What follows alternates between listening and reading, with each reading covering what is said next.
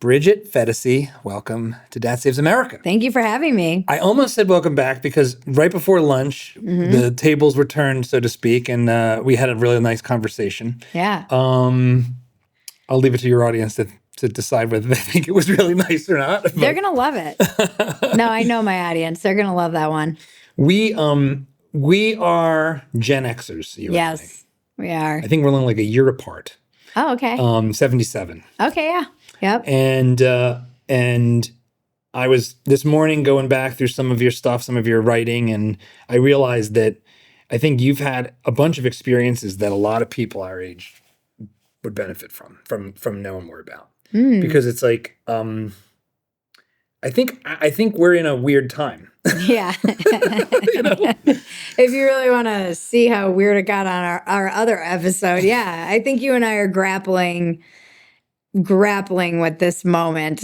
I don't even know if grappling is the right word. I feel like did you ever like ride the waves did you ever body surf? Oh, I body surf. I used to like stand up surf. Oh, surf. Like, when a wave takes you and you're like in the washing machine of the ocean? Yeah. That's what it feels like to me right now in the culture. It does. And I think I want to come back to some of the politics and the cultural stuff, but I want to start with you had this piece about having kids, and it really resonated with me. I'm a big fan of having kids, and you had this quote. It's like, I'm going to do the old guy thing. Civilization is the thin crust of cordiality formed over the mercurial temper of a barely verbal toddler. So you have a daughter who's like 3 now? 3.5. Mm-hmm. What did that mean? It's just so funny when you see a child, you're like, oh, we all start this way. We all, and left unchecked, we would all be tyrants. It is like you live with this tiny, you have to, even teaching kids manners, which I don't even know how many people bother to do it anymore, but we're big on manners in our house. And it is just relentless repetition, constantly say please, say thank you, say please, say thank you. It's not something that comes naturally at all. No. She'll be like, get me bananas, just that's the default language setting until you just massage that. Not even massage it, just relentlessly ingrain that you should say please and thank you until it's just a habit. It's like brushing your teeth. I remember. But it's tyranny. It's like the tyranny of toddlers is really, truly, I realize like that is all of us baseline. We're tyrants. Well, if you think about babies, before they're verbal, they just scream at the top of their lungs if they have to pee or if they've already peed or pooped or they're hungry or they're uncomfortable or they're too hot or like, ah! And then they just start, it's like when she would be done with her food, it's not like, okay, I'm done. It's just like, get it out of my face, like the minute she's done, when she was like that little pre-verbal toddler, it's like, I'm done with it. Get out. Take it away. Servants, just toss it on the floor. That is, it was very funny to me to just that age. And it's so fast. It is. The thing that all the cliches are true. This is like getting sober. I'm 12 years sober. And I absolutely hated every cliche when I got sober in 12-step. And when I went into the rooms, I hated every cliche. When I got pregnant, I hated every cliche. The days are long, the years are short. That was the one I heard over and over again. The days are long, just remember, Bridget. And it is it's the truest thing I've ever heard. Some days are just like, oh my gosh, can you please just go to bed? And then the minute they go to bed, you're like, okay, I kind of miss them. And then that age is over. And when you're in it, you feel like it's forever. When we had our daughter had colic, which if you know, you know. And if you don't know, you don't know. But, and it was, I thought all babies were like this. It's also just, it's so humbling. It's such a humbling journey in what your expectations are versus what reality is.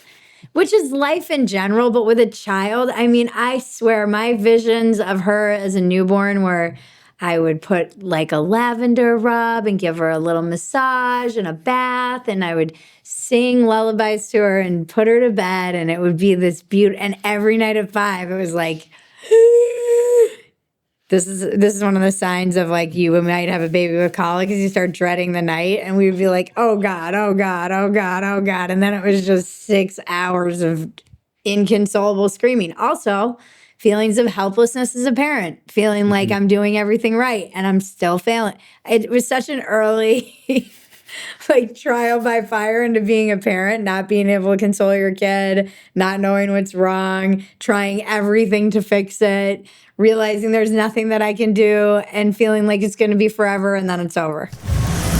All right, I'll keep this quick.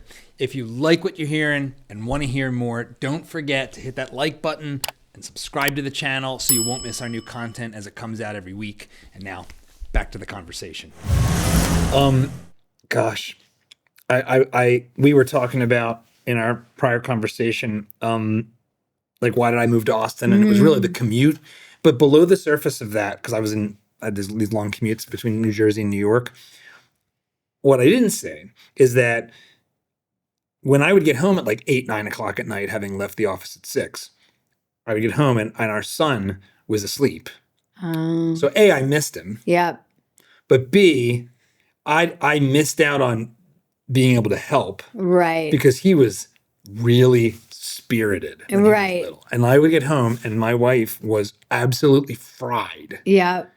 Because in fact, my sister Stephanie got Mateo these Hulk gloves, these like giant Hulk, because he would actually like Hulk out when it was time for to shower, like straight up to like 10. Yeah. Like he'd go. Like, it's just like, oh my God, is he gonna like go thermonuclear? Like, like the neck bulging, and like he would do this like clenching thing with his fists. It's like you imagine him like destroying worlds. Yep. So I get it. Yeah. Spirited is a good word. And that's the thing too. You don't want to break that. You know, like you're going to need this spirit for the whatever world is unfolding for us now. So yeah, that is the thing that I always have to remember. It's always a new thing, and it's a thing that's not going to last forever. And that is something that's so crazy about having a kid and amazing.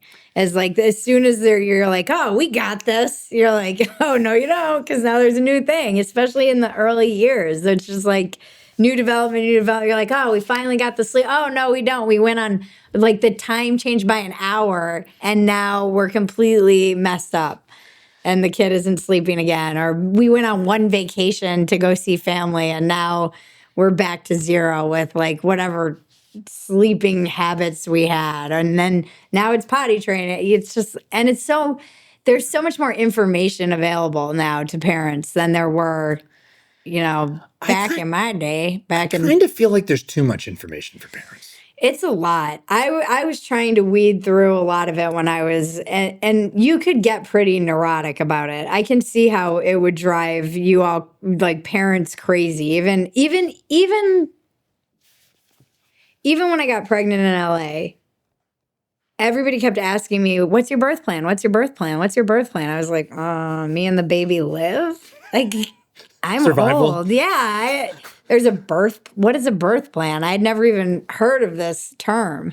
And this is a very common thing. What is a birth plan? It's like a list of preferences that you have for the way you want your birth to go. Now, a lot of women have very bad experiences in hospitals. I don't want to minimize that at all. So it's this way of being like, I want a natural birth, but it can get kind of psycho. And now with the whole, collapse in institutions and trust and everything, and conspiracy theories being the dominant culture, it can get pretty wackadoodle. And the craziest thing about it, I think, is that you have no control over this situation, and it's delusional to think that you do. So to go into this situation and think, yes, all things going great, you can have your home birth and your kiddie pool with twinkly lights and your playlist and your bedroom or your woods in the backyard. With your aunt who's also a doula and all right. the, Or the woman who used to be your Molly dealer, whatever. That can, sure, that can all happen and nothing can go wrong. I was a geriatric pregnancy, so I got pregnant naturally at 42 years old after being told that I couldn't probably anymore. And I was not taking any real chances. And as I always joke, often on stage doing comedy, I'm like, they're like, Bridget, it's a business. It's a business of being born. These hospitals are a business. I was like, yeah, I want someone to sue. I'm not going after some sad midwife for moonstones or whatever. I want I need there to be a conglomeration that I can go after. Yeah, so the judge saying you get all the crystals is not going to cut it? I don't need that. I don't want to go after strangulation at birth. some lady who's too lazy to go to med school. Just kidding. No, so it was fascinating to me just even looking at that because there are you can go and download like whole apps or entire packets that you fill out, and it's like, this is a way for people to advocate for themselves when they're in the middle of labor and often can't, and people will try and kind of bully you into one way or another.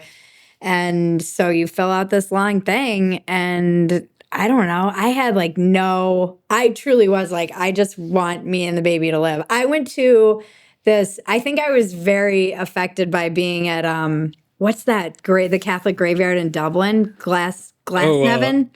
Glasnevin? It's not Stonehenge. It's something else. It's Glasnevin.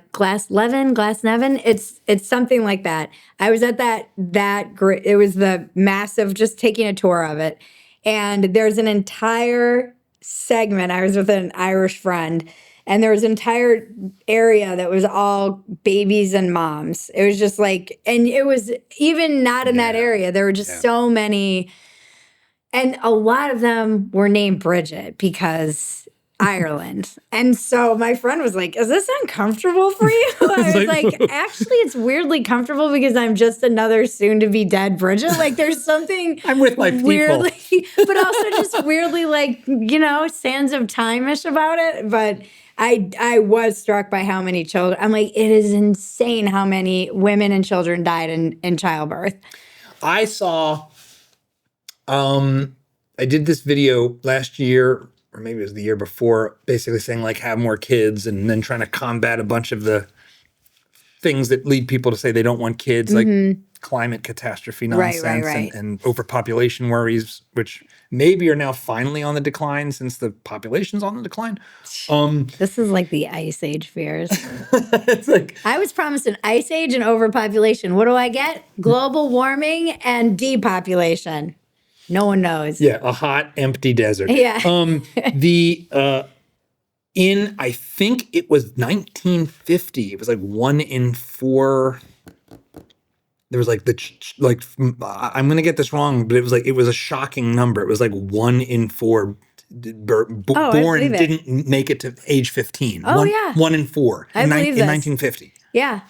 Look at how many kids they had too, just to try and keep the team short up. They're literally an insurance policy. Yeah, they're just so.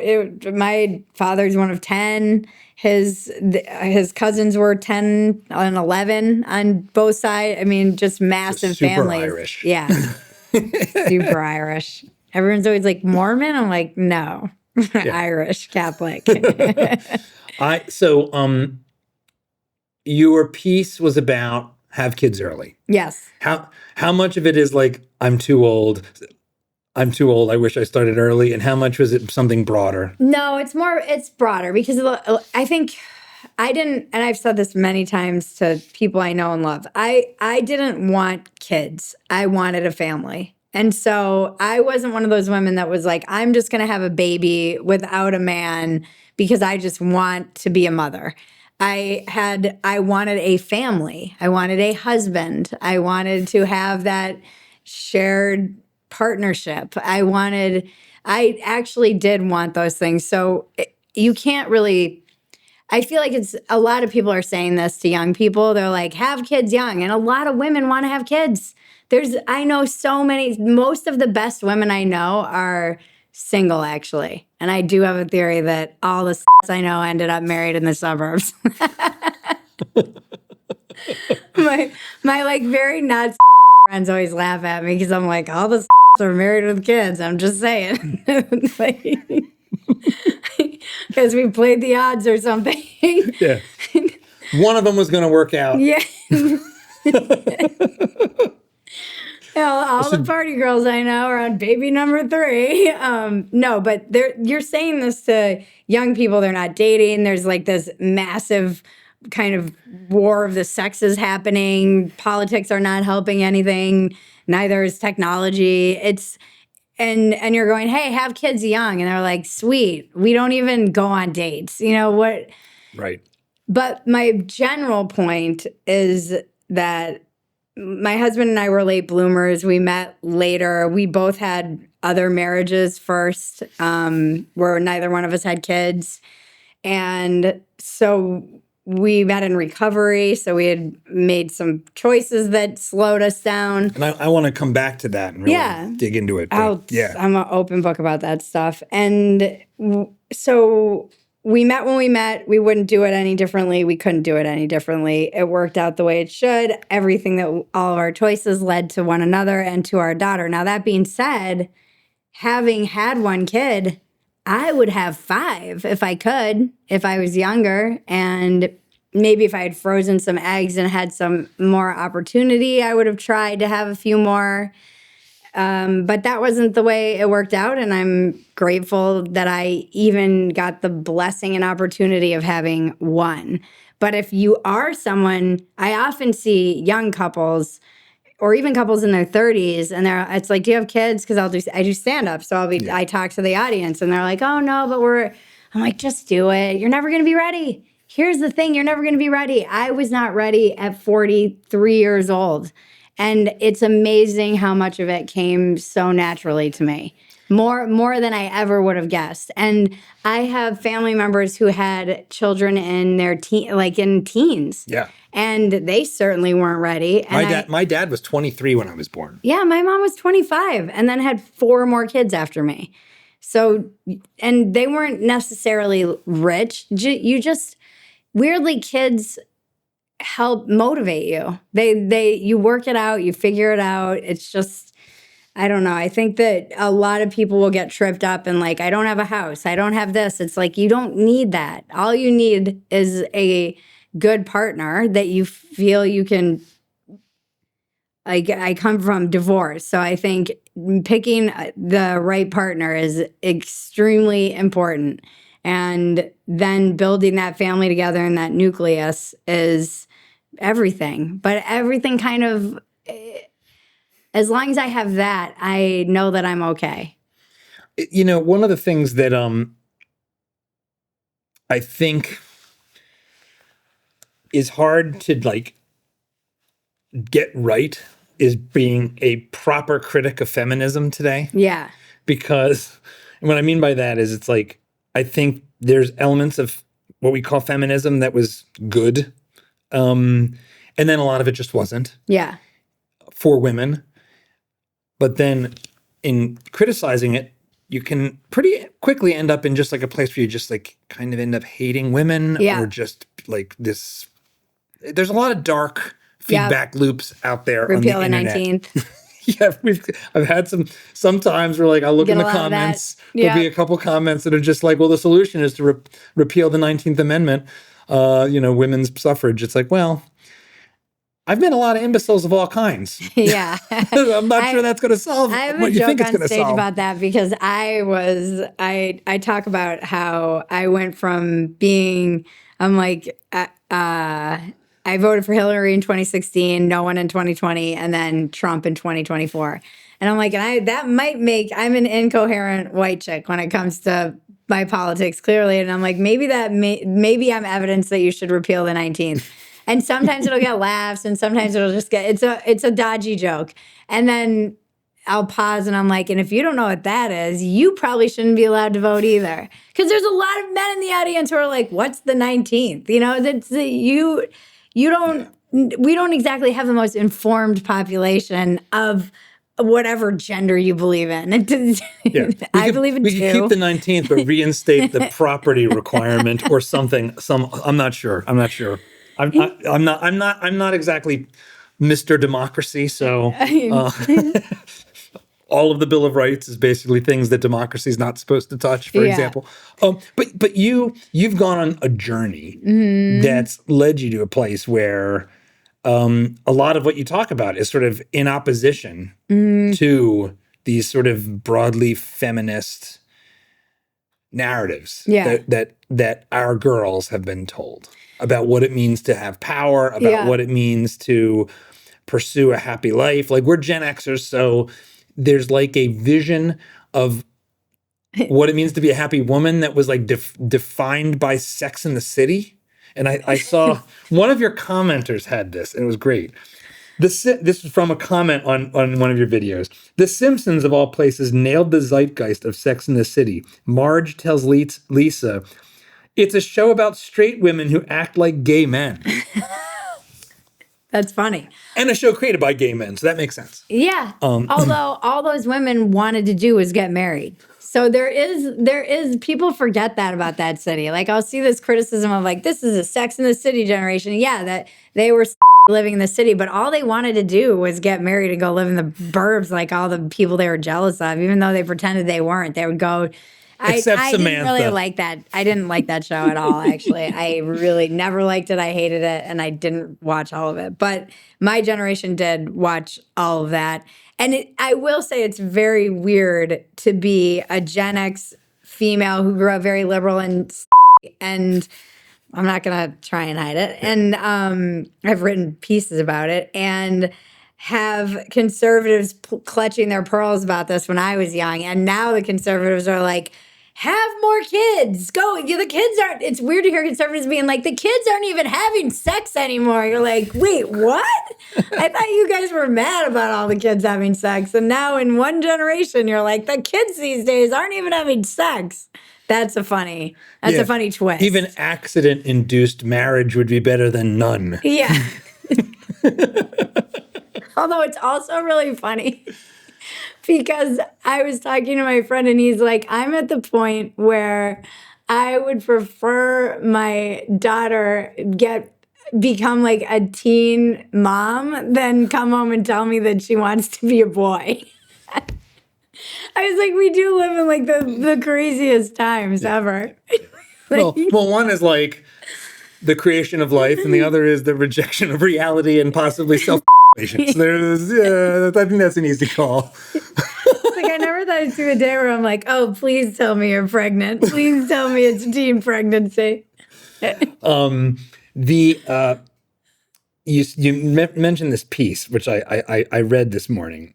You regret being a I regret being a and I read the piece, and then I actually watched you read it on your channel. I had to, since Ben Shapiro read it, and I was like, that's very awkward. I need to at least have it out of my voice. Yeah, Ben Shapiro's voice reading your piece.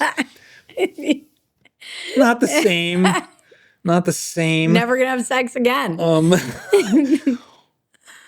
What was that story? Because we live in this time where it's like it is like simultaneously like the most culturally degenerate society we've ever had as America. I mean, it is like a degenerate. There's a lot of degeneracy. A lot of just like the show Euphoria. Yeah. It's just like the stuff of nightmares as like a reasonable person. I can't watch that show either. You can't watch. No. It's like traumatizing as a parent. Yeah. Like, oh my God, please tell me this is just, there's no school like this, please. Yeah. But and it's like treated like high art. Yeah. But at the same time, like, kids aren't having sex. Yeah. It's like, it's all online show and then not do, but maybe doing too much isn't good either. So why did you write this? What inspired it? What was it?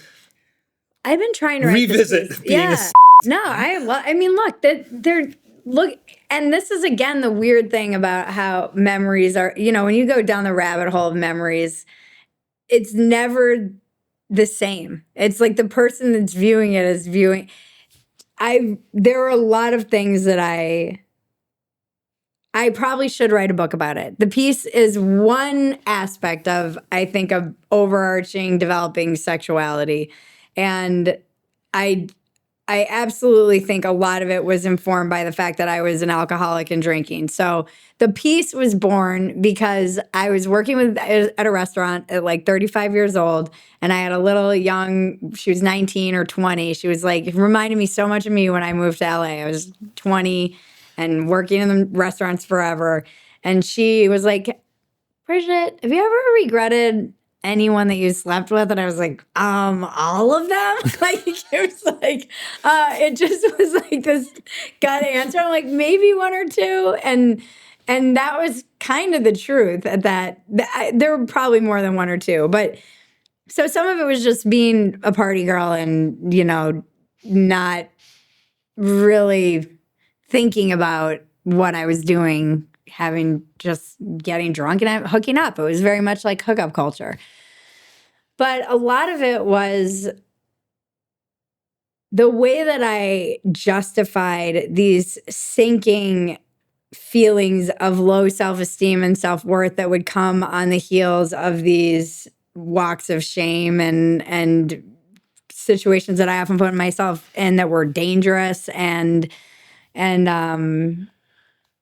just all the stuff that comes with that was a culture that really gave me the kind of justification that I needed of like, oh, you're just empowered. This is just like, you can sleep your way to empowerment, essentially, was very much the message that I got growing up from everyone. That was the Sex and the City kind of message. Like you could have sex like a guy and not really suffer any of the consequences. And there's a double standard. And I was very much, another great example of this is I started writing for Playboy, and there was a free the nipple thing, which I was really behind this movement because I was like, yeah, who cares if I show my what's the big deal? I should be able to. I vaguely remember this. Men can go on the beach topless. Why can't women? And I asked there was a free the nipple, like rally, whatever, like rally. I don't know. It's like whatever it was, event. This is we'll before call it an event. Yeah, this was before like when This was would have been this? 2016, I want to say.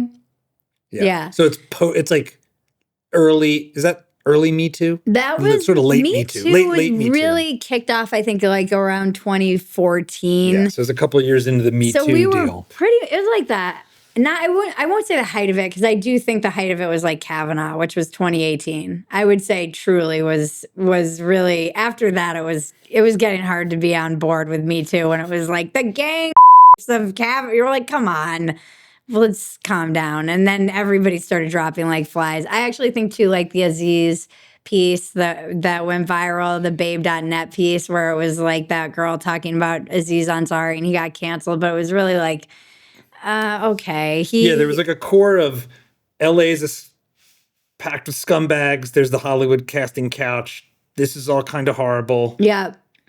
But then it starts to get like everyone. It's like the zombies have eaten the bad guys, and then they turn to who's left. Yeah, exactly. So it started getting weird. So it was really still in the middle of that. And it was a very strange time, I feel like, for obviously places like Playboy were doing a lot of self-reflection. Everybody was very like, it was people forget what a weird time it was. And it was very weird working in a men's magazine, but it was also, I think, kind of weird for women who were in that hyper feminist, like, show your it was just weird. And that moment, so I was like, let me cover this Me Too moment. I thought that I would go and be like, yeah, this is awesome. Well, the girl who was behind it was quite young. I think she was maybe just 18. And she was like the big fan of that older woman who kind of started this whole movement. She wasn't older. She was like in her 30s. And so then it was all these young girls and they were on the beach. And then there was this creepy guy and he had his camera out. And I was like, put your clothes on. Like suddenly I was completely, I said to my editor, I was like, I had a completely different reaction to that than I thought I was going to. And he's like, that's what makes you a journalist, Bridget, is that you went into it with your own ideas, but then you allowed the events and everything around you to. I thought I was showing up for a movement. I was just showing up for the filming of Girls Gone Wild. I was like, and see, I grew up with Girls Gone Wild. And so that's why, and people forget how crazy that was too. That was like, this was what I was indoctrinated with and in my youth. And it was completely normal to like go get hammered on spring break and show your on camera for MTV or whatever. Like not MTV, but just like weird. All those women, by the way, they're in the suburbs now with children. Some are probably, maybe some have only. And that was like a very eye-opening moment for me where I was like, oh, maybe I'm not right about all of this. Like equality, women are viewed equally as maybe are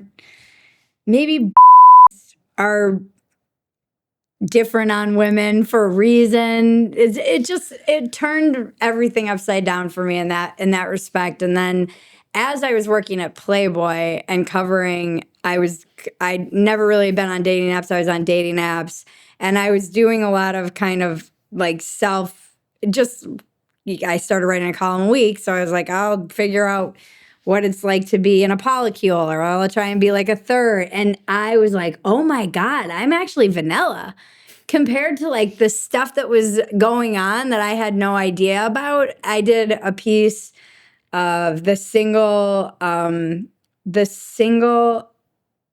what was it? The Single Men of Ashley Madison. Was that the one? Oh, was that like high-end escort lady? Yeah, they got busted. Yeah. Well, it was like it was that site where all the men got caught having affairs. You could basically have an affair openly on this site, and then it got hacked, and people were still on it even after this happened, which was shocking to me. So I started researching more stuff, and I'm not like, it's weird because I'm kind of libertarian about this. Like, whatever, you're an adult, do what you want to do with each other privately or whatever. And I thought I was like this bad, like, and turns out I was actually not at all. And the more I went into it, the more I was like, oh God, I think I need to, I had this experience of being like the third in an open marriage. And my sister actually was like, well, where do you go from here? And I was like, I think I want like a nice. She's like, here's Dante. Maybe this will help. Yeah, I think I want a like nice marriage. Like I think I want a monogamous relationship. It's like you either go hardcore into like culture or you go into more where I went, which was just like, okay, I've gotten to the edge of my experimental limits, and also seeing just what that did to me over time. And here's what makes it tough is that I see the way people. This is why when I was coming up in even media, being at Playboy all those years and seeing the way that right-wing men in particular spoke about women who were promiscuous or like used up and all this like language around it does get dark. It gets very dark. And I can reflect on how I damaged my soul in ways that it took me getting sober. It took me finding religion again.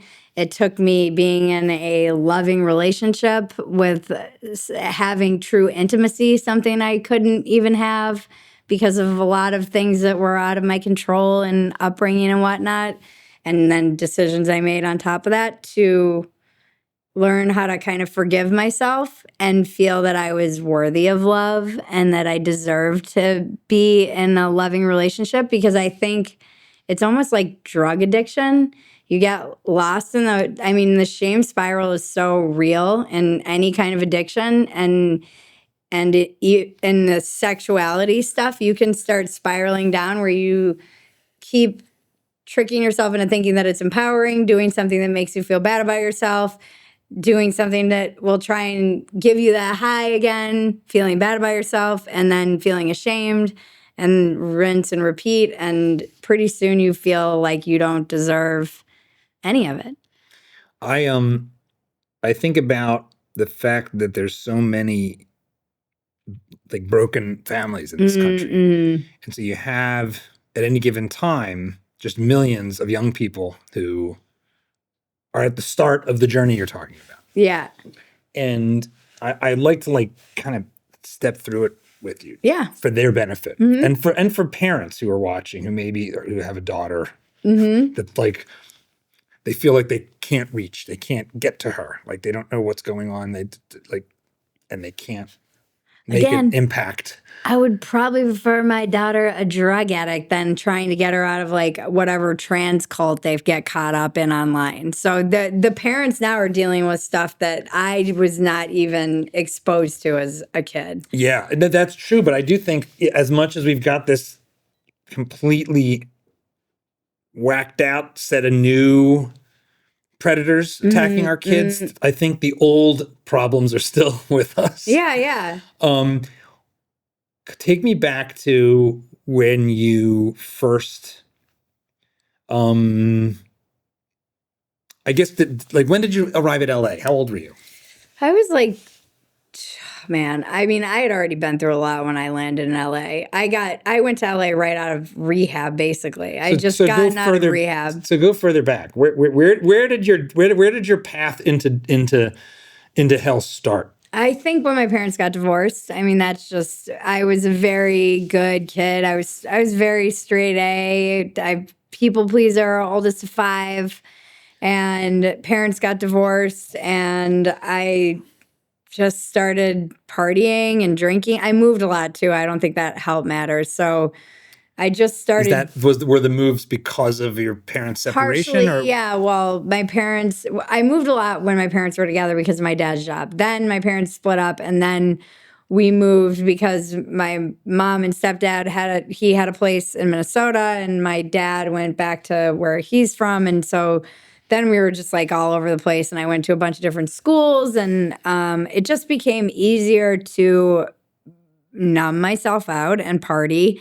And it was easier for me to find a group of people who liked to party. In the 90s, that was something we did. And and I gave up on kind of. There wasn't texting. There wasn't. Yeah, there wasn't Instagram DMs. No, I couldn't hang out at my house. We had to drink. It's so funny. We recently did on Dumpster Fire a review of Dazed and Confused. And reading the Reddit comments about Dazed and Confused is hilarious from Gen Z and even some millennials, because they're like, why are these losers just driving around? I'm like, we couldn't sit at home and just scroll all day, okay? We had to do something. Usually it just meant driving around and smoking cigarettes in a car until we had to go home. It wasn't like, sometimes we would smash a mailbox or we'd find an abandoned building and throw rocks at windows. Like, yeah, we had this open space of the world to just be hooligans.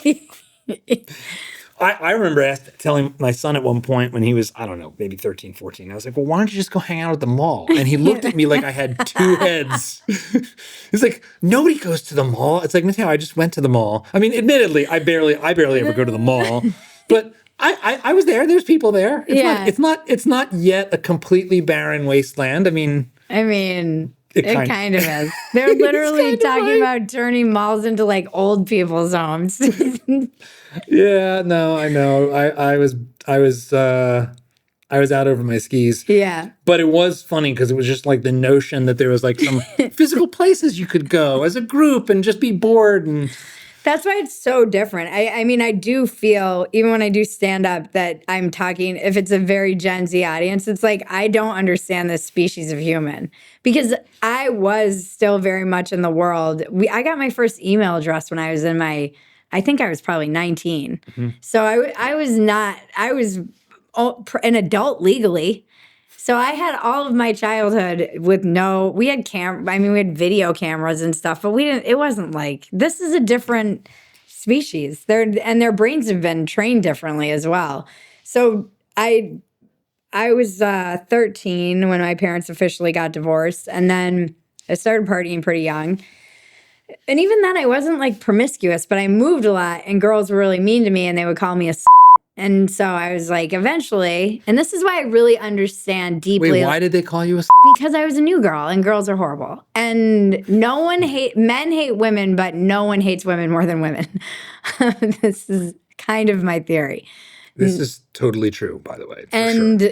100%. And they would be very, very cruel to me. And I think that now that we're talking, I'm realizing why I understand that that propensity to be reactive, because, and I see it very much in like the young kids where it's like, I'll show you a Nazi, I'll be a Nazi, like I get that, because when you're not that thing and people are calling you that thing, eventually you're like, well, I might as well be that thing. It's very immature. I was 13. I was a 30-year-old living in my mom's basement.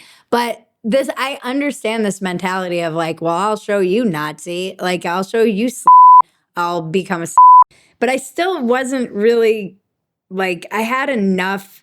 I was in a lot of private Catholic schools, so I had enough sexual shame and messed up concepts of sexuality from Catholic school in my brain. Like, I really thought that if I even kissed anyone, I would get AIDS. You probably understand this because you and I are like the same age. AIDS was terrifying. We all came of age sexually when AIDS came of age. Like when AIDS was everywhere. We were just waiting for Magic Johnson to die.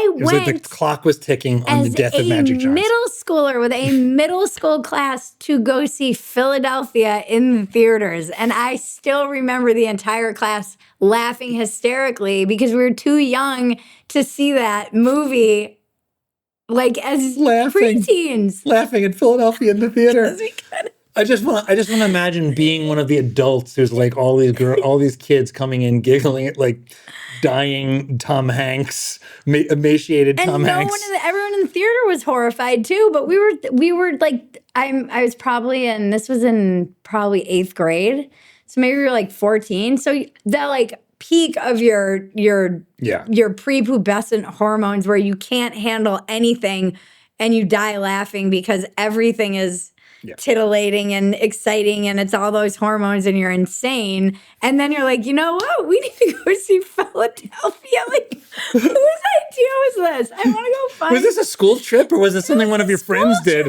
No, this was a school trip. Was it a 1-2 punch? Was it Philadelphia this week and next week we do the pro-life march in Washington?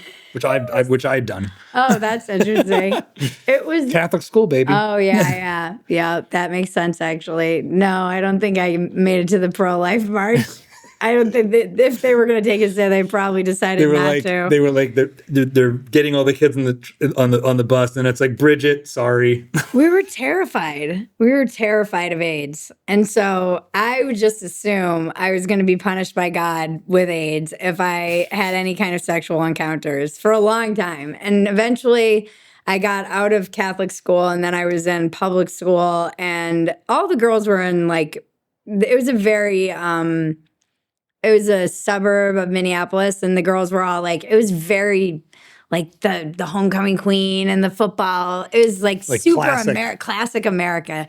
And I was once again the new girl, but they all had boyfriends. And so they were all kind of starting to be sexually active. And I ended up sleeping with like my manager at a restaurant. You're like, this tracks. Oh, great. I should have started this conversation with this is often a family show, but our conversation will be a little different today. Well, but keep going. So was this like in the danger zone here? Was this like old guy territory? I mean, he was, yeah. It's like, like looking back, like, Oh, looking back. Yeah. I'm like, what? I was 17. Yeah. Like In the 20s. I was on the, like it was borderline. He was in his 20s, but he acted like he was in his 20s. But yeah, it was not, Oh, he wasn't in his 20s. No. Okay. He was older than that. Oh. I'm thinking like, oh, he's like 19. It's like, no. So it was sort of an Epstein adjacent type of experience, in other words. That was the best. Great. That was the best reveal. Okay. All right. Yeah. So it's still good you have an innocent, you're deeper to innocence. We just saw it. For all the people who think you are completely cynical, that moment proves you're not. No, I'm not cynical enough. Yeah, so it was not great. And I was working in restaurants and making my own money and driving, just I don't know. Things got I just went off the rails. And then a bad thing happened to me when I was out underage drinking in a bar downtown Minneapolis because I had a fake ID, and I got drugged and then I was like off to the races. Then things got bad. Okay. And a year later I was in rehab. So, it's easy to sort of take this culture, philosophy, politics thing and be like, oh, it's feminism and it's empowerment, but you're a teenage girl. Mm-hmm.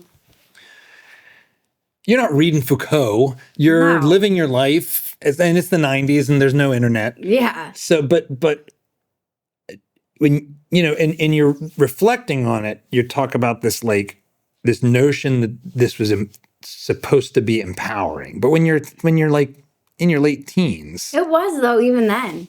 Did you like where did that message come to you from? Like, I want to understand, you've moved, you're here, you have some experiences, you feel better about, I understand as a guy, because all you want to do as a teenage boy is get laid. Yeah. I totally get, I know what that was like. I remember you're judging yourself on the basis of, can you get girls? Yeah. I mean, we joked about this because I reviewed all the movies that were way too influential on me as a kid. And this is another one of our people are always like, please do more of these. And Dazed and Confused was one, but the other ones that I watched way too young, Pretty Woman. I don't know why I was allowed to watch this movie on repeat at 13 years old. It's a love 14 story. Years old, yeah. That was a big one. I watched this movie, Dangerous Beauty, that came out, and it was about this courtesan who actually did exist in Venice. And she was like, love, don't love the man. When you love the man, you lose. So I started really internalizing, and I'm sure people can be like, this is her daddy issue. She didn't have a father figure. All those things would be true. And, but I started internalizing pretty young that I kind of wanted to be like a man eater. I really wanted to be, I think it obviously was, I was always kind of boy crazy, even when I was little. Even when I was a little kid, I just loved men. I loved boys. I just was boy crazy. There is something to that. It's just the way you were wired. Just the way I was wired. And then, although my therapist is like, maybe you were, but I'm like, okay, I don't know about that. She's like, it would explain a lot. Let's put that aside. Don't do any hypnotism with these people. No, next thing you know, there'll be there'll be new memories suddenly. I don't trust any of that. So that's another one of those things people skip over. And so I watched a lot of that movie. There was Reality Bites was another one with I vaguely remember this Winona Ryder classic. Such a lie. The rock star never comes back. He comes back. Not a spoiler alert to anyone who's not seen that 90s movie, but she is choosing between Ben Stiller, who's a really good, decent man who loves her and only does everything but to support her and her silly ideas and career. And she chooses the philandering rock star who's emotionally unavailable. Was it Ethan Hawke? Yes. Yeah. Okay. And then at the end, he comes back. And it's like, they never come back, guys. Why? I watched that movie at the Hollywood Forever Theater with a bunch of adults, like years later when they did the older movies. And the crowd groaning and laughing together watching this movie when she's like, I'm 25, my life's pretty much over. And it's like all these old people in LA, not old, but like 30-something people being like, I mean, 30-something was a show that my mom loved. And those people were elderly to me. 30-something. And they were like full-grown adults with families. There's a meme going around, or maybe it was a YouTube video that was like, why, like 40 then, 40 now. Have you seen this? It's like a thumbnail. And 40 then was Wilford Brimley in his 40s who looked like a grandpa. And then 40 now was, what's his name? Ant-Man actor. Paul Rudd. Paul Rudd, looking like 20 forever. Like 20 forever, handsome, put together, still slender. Yeah. It's like, what happened? Like Wilford Brimley, that's Wilford Brimley at 40. He was ready for Cocoon before he even was eligible for AARP. I mean, look, so much of this is just a product. I am a product of my time and generation. And another piece that I wrote that went very viral was Divorce Never Ends. And the comments on this piece, I wrote it for Spectator because I have a column there as well. And I'm not a Playboy anymore, but does Playboy still exist? They do. They're like coming back once a year. I don't know. They shut down. Who knows? I don't know what they do anymore. Yeah. Even if they do, they don't. Yeah. And the comments on that were Gen X in mass. It was interesting, the dynamic. The quote tweets were all women who were mad because they had chosen to get divorced. The comments, all of the people who were commenting on it were people who related and were like, I had a hard time reading this. It triggered me so much to like my childhood. And so our generation does come from a lot of divorce. I don't know that Gen Z comes from the same amount of divorce. That I don't know. I think so. If I remember correctly, I'll get this approximately right and specifically wrong. But divorce starts to really go up in a big way in like the late 60s, but especially the early 70s. Right? It's like the post the pill and the sexual revolution and whatever. And women could go like work.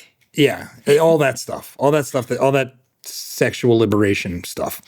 And then I do think it stabilizes in terms of divorce rate and does start to creep down a little bit, but I don't think it creeps down that much. Like we still have pretty high rates of divorce. I think. Well, it's interesting because boomers are the most divorced generation of all time. They divorce like 2-3 times. So they're just like, they drive the rate up because they keep getting divorced. Yeah, well, they're the flower children. They're the first wave of divorce. Divorce, really. Yeah. But they kept getting divorced. So a lot of the kids who come from divorce, I don't know that they're divorcing as much. I think millennials have lower divorce rates, although they're still pretty young. So could all go up. I don't know that. But that specific latchkey generation was definitely a thing for a lot of America during that time. So it wasn't just, me. I think had I had parents who were together, who were more on top of my homework and what I was doing and just more present and going back and spending summers with my dad and being literally just like loose, like feral children. Well, and so you guys moved. So you only saw your dad twice a year. For like 2 weeks, or sometimes we'd spend more time in the summer. And sometimes I would go like live with him and work in the summer because it was in a resort town in New England. So I would make a bunch of money and then. I mean, it's funny because all the talk of the boy crisis and young men and the politics and the breakdowns with young men. It's like, very early in this show, I had Warren Farrell on talking about his book, The Boy Crisis. And what you're describing is like textbook in that like the rates of promiscuity and pregnancy and addiction go up a lot. Oh yeah. If you don't have your biological father present in your life. Well, the fact that it was a move was kind of the worst of all possible, because at least if they stayed in proximity, it might have mitigated some of it. Yeah, and it would have mitigated a lot of it, because a lot of people, another big criticism I got on my divorce piece was, I wish my parents had got divorced. And I'm like, you say that because they didn't get divorced.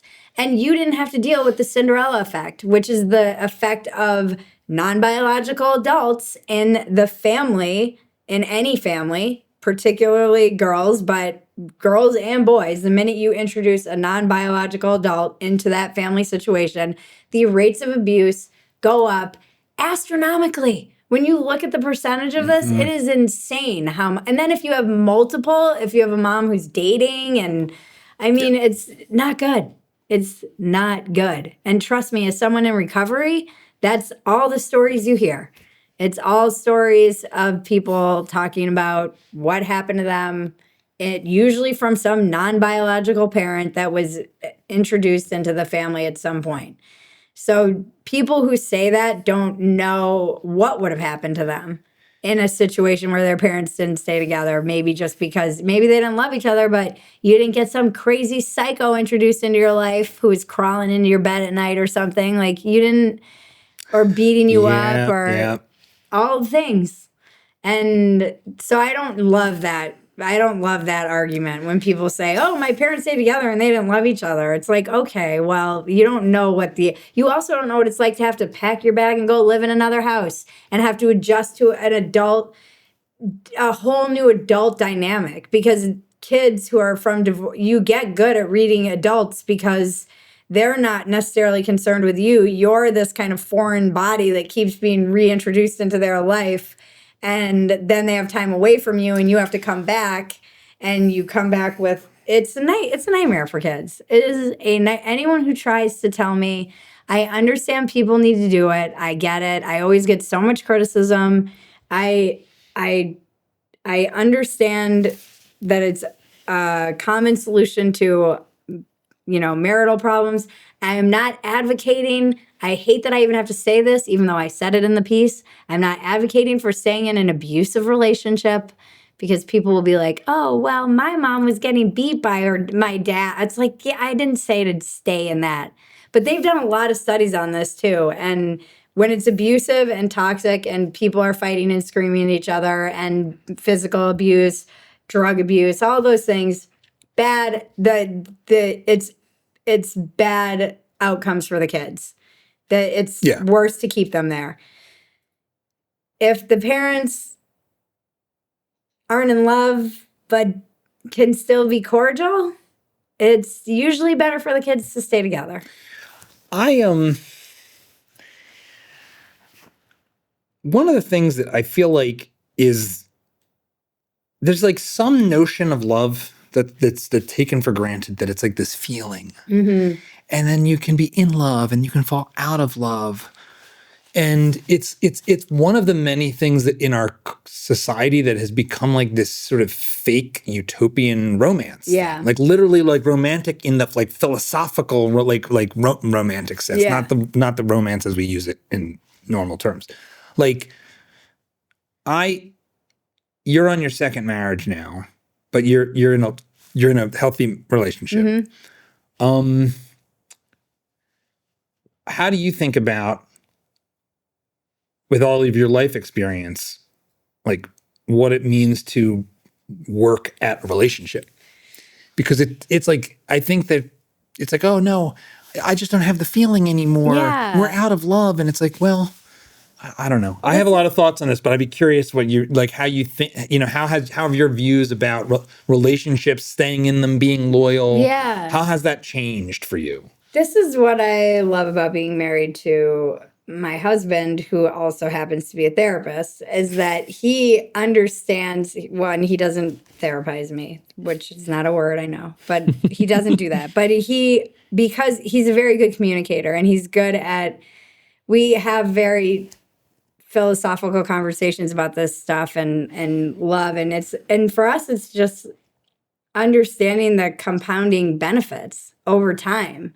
that you, and really just guarding that kind of nucleus. It's going to get dinged. You're not going to be perfect, but really trying to maintain that is this is your family now.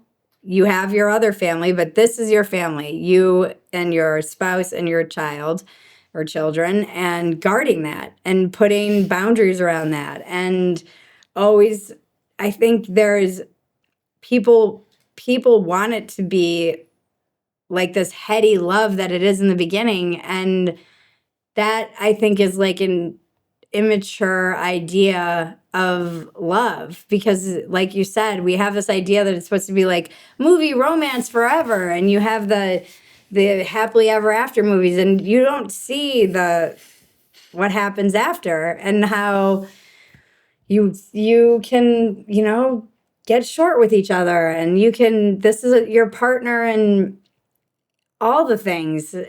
But then there's also like this intimacy that I would not trade for the world. And it's not just like intimacy like in bed. It's also like you can fart around that person. It's like yes. so it's intimacy stupid as in things, like I'm brushing my teeth while you're pooping. Yeah, exactly. Yeah. And it's like, yeah. And you have kids, and then you see even more, like your spouse getting vomited on by your child, and you're just like, we went through the death of a dog together. We've seen each other through, then parents are aging and we're going through that together. But thank God we have each other for that. We said this in my episode that you did, like I always say you need the buddy system in life. It's just, and the buddy system it's not like, you're going to be in this heady, emotional, like lusty love. And I actually think, because I had such a long journey to even finding a like solid, intimate partnership, I'm good at recognizing like that like drug-like love. The like lusty kind of, it feels like a drug, like that upswing of. And I got good before I even married my husband at being like, oh, I know that this is the drug love. This is not gonna, we need to stay away from that one. That one's gonna crash and burn, because it's not something that it does take like that daily, it's so much like recovery, and I don't like to put those things together, but it really is like, how can you show up for each other every day in the present?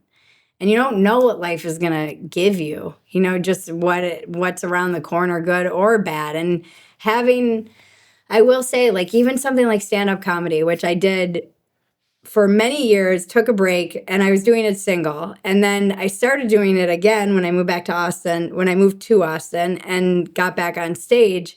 And at this point, I had a husband and a kid, and it gave me a whole new level of not giving an F, because I was like, oh, I have everything I need at home, and all the support I need, and I can go out, and that gives me the courage to be as fearless and as open as I want to be, knowing that I don't care I don't need the love from you. I'm not trying to fill some emptiness inside of me. I have that. That is all I need to know, is that those people are good, and I can go be Bridget. This was the thing, and I've talked about this many times.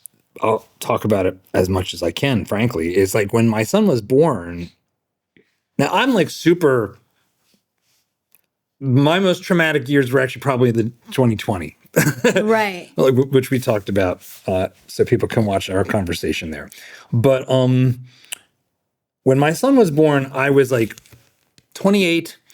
I was sort of a fast rising TV person at Spike. I thought I wasn't going far enough, fast enough, because it's like we're such status-seeking creatures. And I was like, oh, I know, I have a friend who like wrote the X-Men movie, and another friend that's got a 3-picture deal and all this stupid entertainment. I know this feeling. Yeah. And it's like, I was, there was no gratitude opportunity moment. Yeah. There was no like, hey, I'm not even 30 and I'm actually like a creative director. Like, that's actually kind of awesome. Like, the only time I had that experience was when I went back to my like 10-year high school reunion. I was like, oh, you're in New York and you got like a hot wife and stuff. But when my son was born, it was like so liberating for the exact same reason. It was like, oh, all of that's BS. It's all gravy. In fact, it kind of like, I kind of lost the flavor for the pursuit. I had to like, I was so enamored with being a dad and this like baby, and he was so awesome. And and then I reoriented back to like, okay, no, I can still be like going hard at work and this. I had to do that. You know? I didn't want to work ever again when I had her. I was like, I never want to do another thing. Well, that was the other thing. Like with like I met Lisa at work at Nickelodeon, and she's like, you and her have a lot in common, and she'd traveled all over the country, and she worked in LA and this and that, and as soon as he was born, she was like, yeah, no, that's it. Yeah. Like she wrote out she was out. Yeah. Like we work together now, but it's on our own terms. Yeah. But it was like the idea of like being in the rat race completely lost its appeal to her. Yeah. It lost its appeal to me in some ways, but I wasn't in a position to really have the choice to kind of completely check out. And it was hard for us because it was like a single income situation that was not really enough of an income. Yeah. It was like paycheck to paycheck for years. Yeah. Yeah. So you know yeah. You're like, ooh, how are we gonna do this? Okay. But you do. And yeah, that's interesting because I often wonder this is something I contemplate a lot, particularly at the end of the year when I'm looking at like goals for next year and trying to think ahead of what I want to center in my like intention for 2026. And balancing ambition and gratitude is very challenging because it is like I have everything, and yet in this industry, this is why when I do comedy, I'll go out and say hi to people, especially if they come to see me specifically or they know that I'm going to be on a show, because in our industry, it never feels like enough. And there's always people, like you said, it's easy to get lost in like, and analytics, like, oh, I need, what are the numbers? And everybody's asking for your numbers, and the advertisers want to know your numbers, and everybody's looking at everybody else's numbers. They say they're not, but I know like audiences are like, oh, she's down and he's up, and they all pay attention to this stuff. Not everybody, but many people do. And it can get easy to forget that you have the audience you have, like that they're there, present. It's amazing anybody shows up. Yeah, that's enough. It's amazing. And then you're still kind of striving because you also have to in order to like keep going. But that's I actually decided when I was doing a lot of this that is what I want my 2026 to be, is really focusing just in on what I have.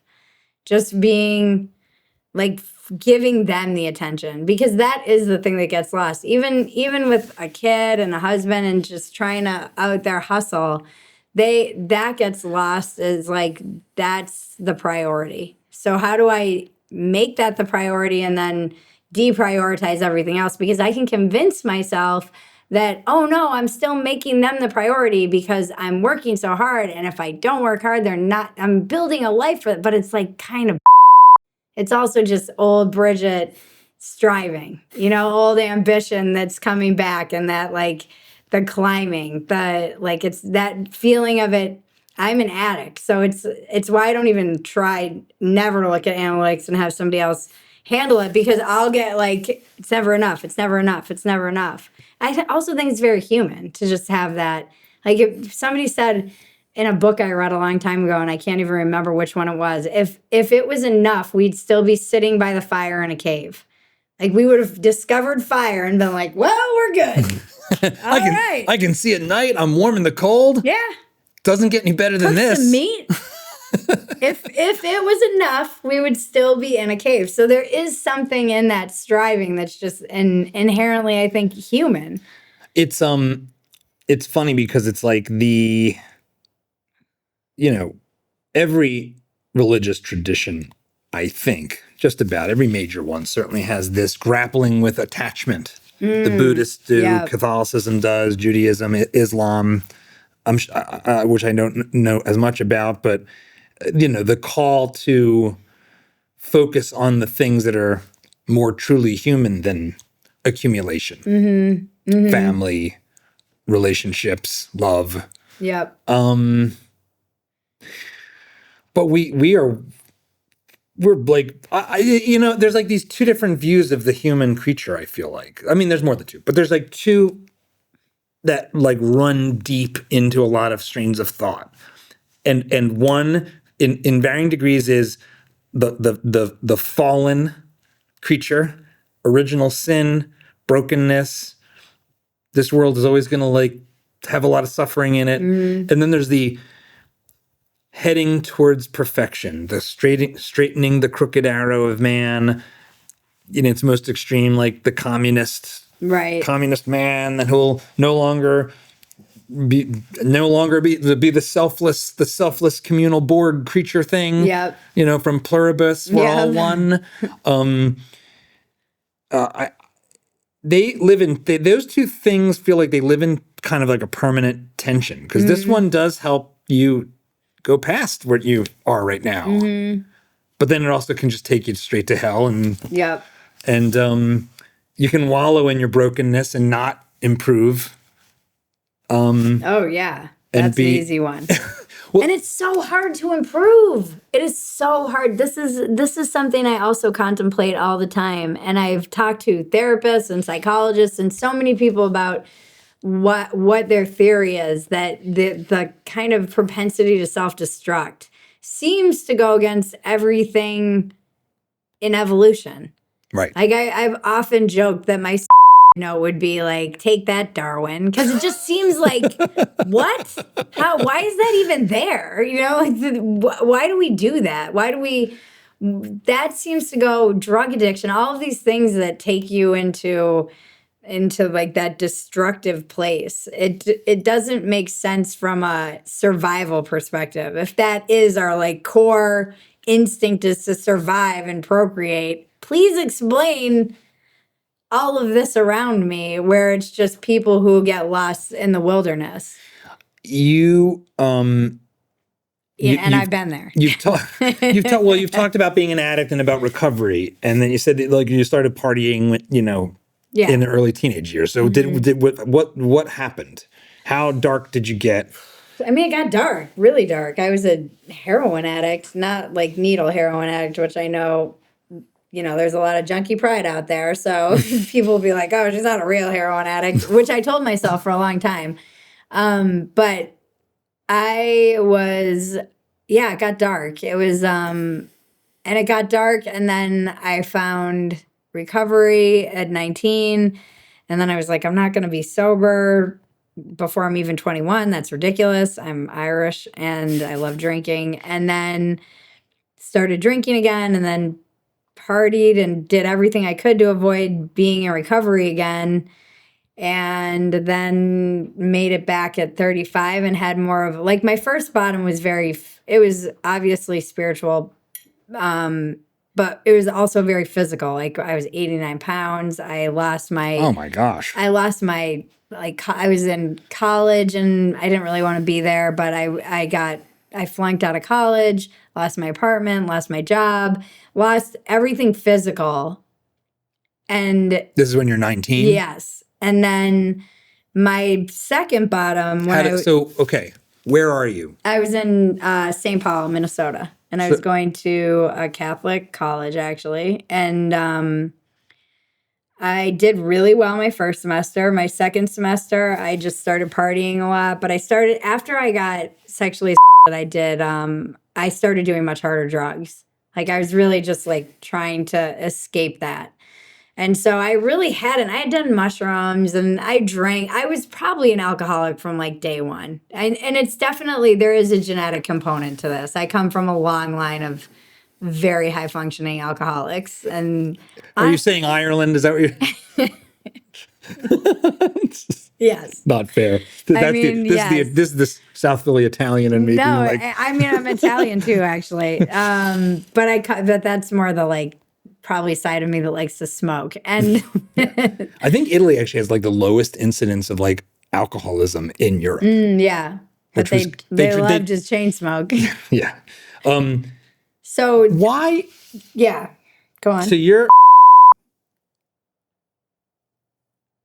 why for you did that lead to more harmful behavior? Like what I mean, it's easy to say these things because we Yeah. have all this psychobabble we grow Yeah. up with now about trauma and about Everyone reacts to it differently. like what was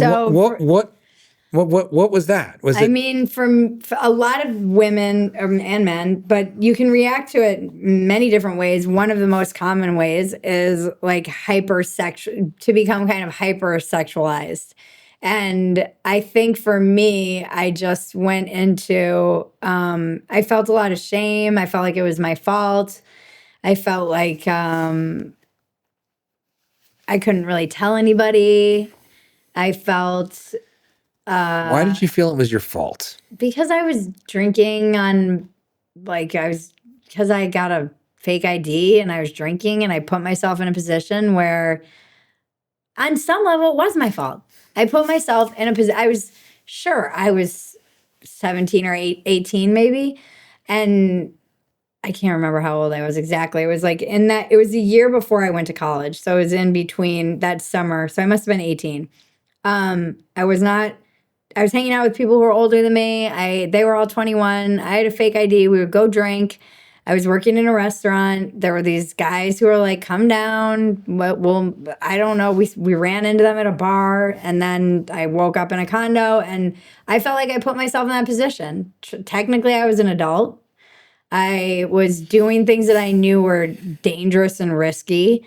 And there is like, I did have to take, this is the cool thing about recovery, is that, one of the issues people have with it is you do this thing called the 4-step, where it's like you write down every person, place, thing, institution, any resentment you have.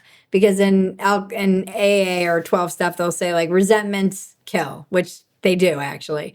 For someone like me, because they'll fester and it's bad and they'll just kind of eat you alive. And you write it all down, and then it could be even someone like your and then you look at what led you there, the instincts that maybe got you there, and what they did to you. My sponsor had me do what you think they did to you, because sometimes it's like you perceive it. She said what they did to you or what you think they did to you. And then what's your part? This is the most powerful column. A lot of critics will say, well, a kid doesn't have a part in being a young woman doesn't have a part in being sexually yes and no. Kid doesn't have a part in being but their point more was like, how does that affect your life now? How is that still playing out in your life? What are you doing today that's still harmful to yourself? Or in this instance, there was a part that I had to take responsibility for. I was drinking underage and putting myself in dangerous situations. I did this a lot. Does that mean I deserve to get sexually and that this person was not guilty of that? No.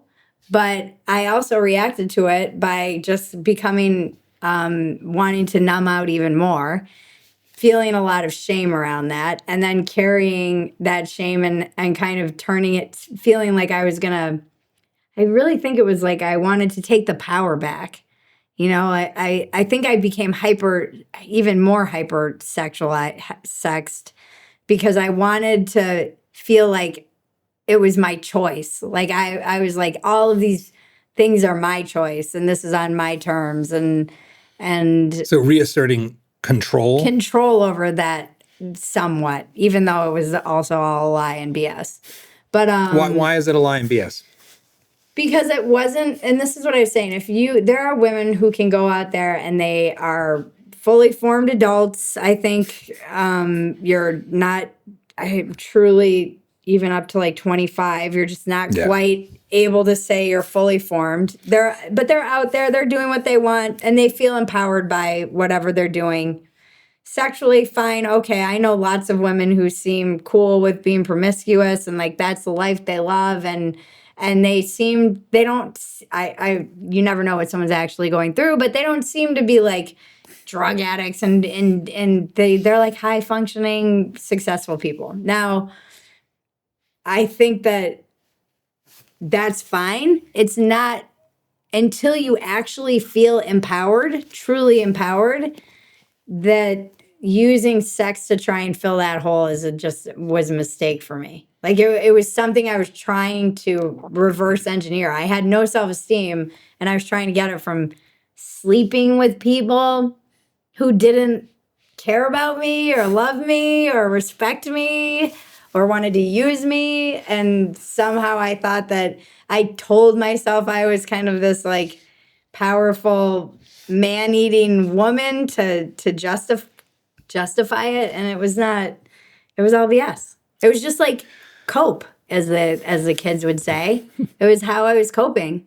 And that's the interesting thing about cope, is that you don't really you can't always realize it's cope until you're out of it. This was something I realized about telling myself I didn't want kids. Once I had a kid, I was like, ooh. Yeah. Yeah. That might have been a lot of BS that I was telling myself. One of the I don't know how to exactly think about identity. Mm-hmm. You know, there's always this talk of like identity politics, which is it's so funny because it's so surface. It's like, oh, my identity is this thing you can know about me from across the room, or on the basis of my name, or it's such a thin, like small-brained take on identity. Yeah. But a lot of what I'm hearing you talk about grappling with through these different dead ends is like trying to figure out, who are you? Yeah. Like, who am I? What is the core that is me versus something that I'm doing? Like the being versus doing. Yeah. And I think that's like, I mean, it's like the most basic human thing, right? Like, who am I? But I think that's gotten harder, actually. I do. I actually do. And I'm as much as it's weird, I'm grateful for all of those experiences, even though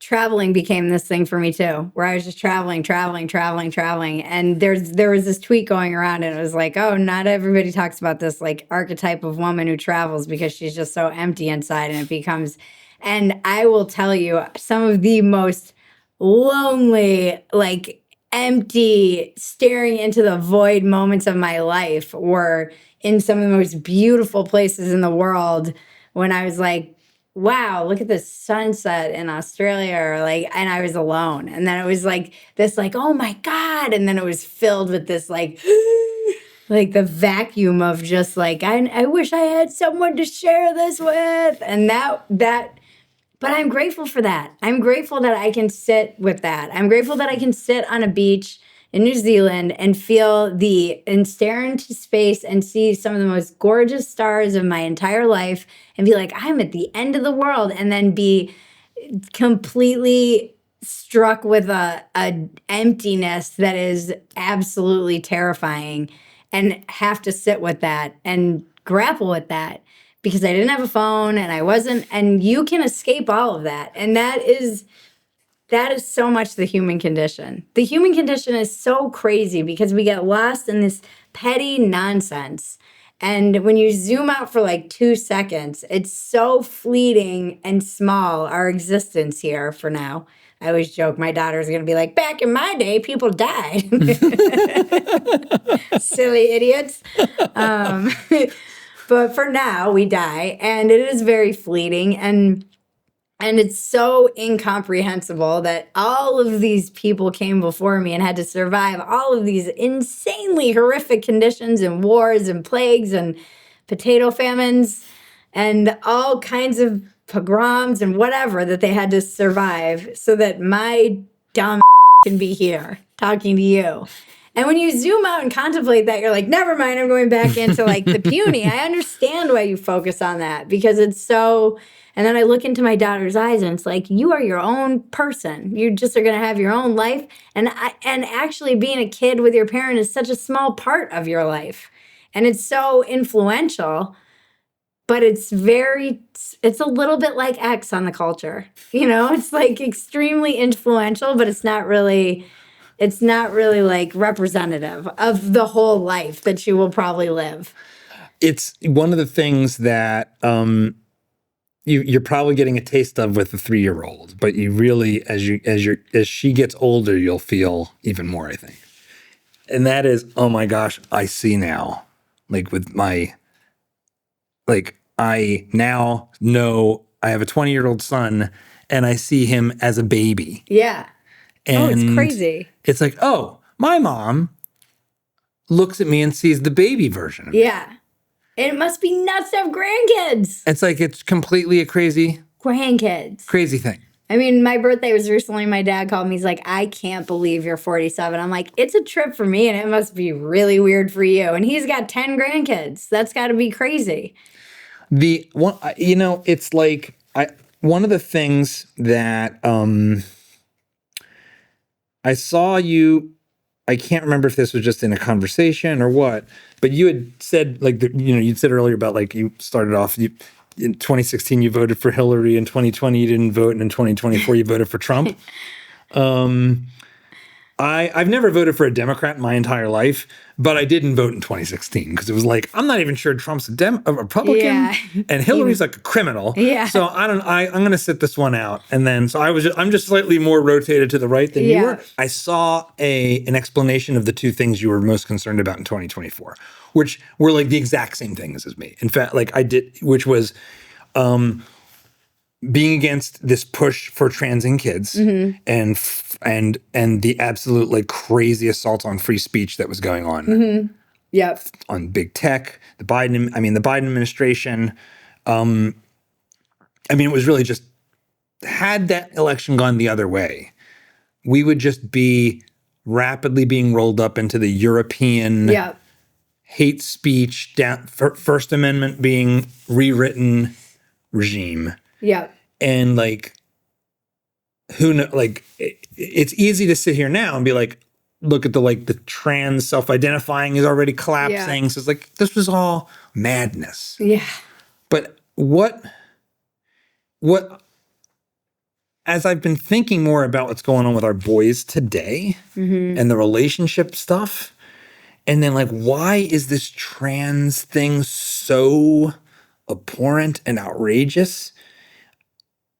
It feels like at the centerpiece of what it means to be a person and to have a life that you feel like you're happy with is your relationship, which includes, it's, as a spouse, it's like, it includes sex, procreation, the sexual relationship is centerpiece. I mean, for literally survival, but it's so central, and like trans really is like a fundamental assault on that. Like, it is literally like an assault under the knife. Yeah, that's really interesting. And that I hadn't really considered this. And I'm kind of grappling with this like right now, like in this conversation, like realizing like, wow, because you're the only guest I've had talk about like being promiscuous and what that did to you. And it's like, our relationship with this thing, sex, is so central. To destabilize it just seems like the most fundamental attack on reality. This is why I think I wrote this piece a long time ago. It doesn't really exist anymore because everything I wrote for Playboy is like gone. But it was about like why I post online. There were a lot of reasons for this. This was like, again, back in the promiscuous days. But a lot of it too is me reacting to even like the religious upbringing I had, which was also growing up. Like, I vividly remember Sinead ripping that picture of the Pope on, I remember this. Saturday Night Live. And she was trying to tell us something that nobody wanted to hear at the time and nobody could hear. And then all the scandals started coming through kind of again through my teens and 20s, all of this stuff in the church. And like this stuff really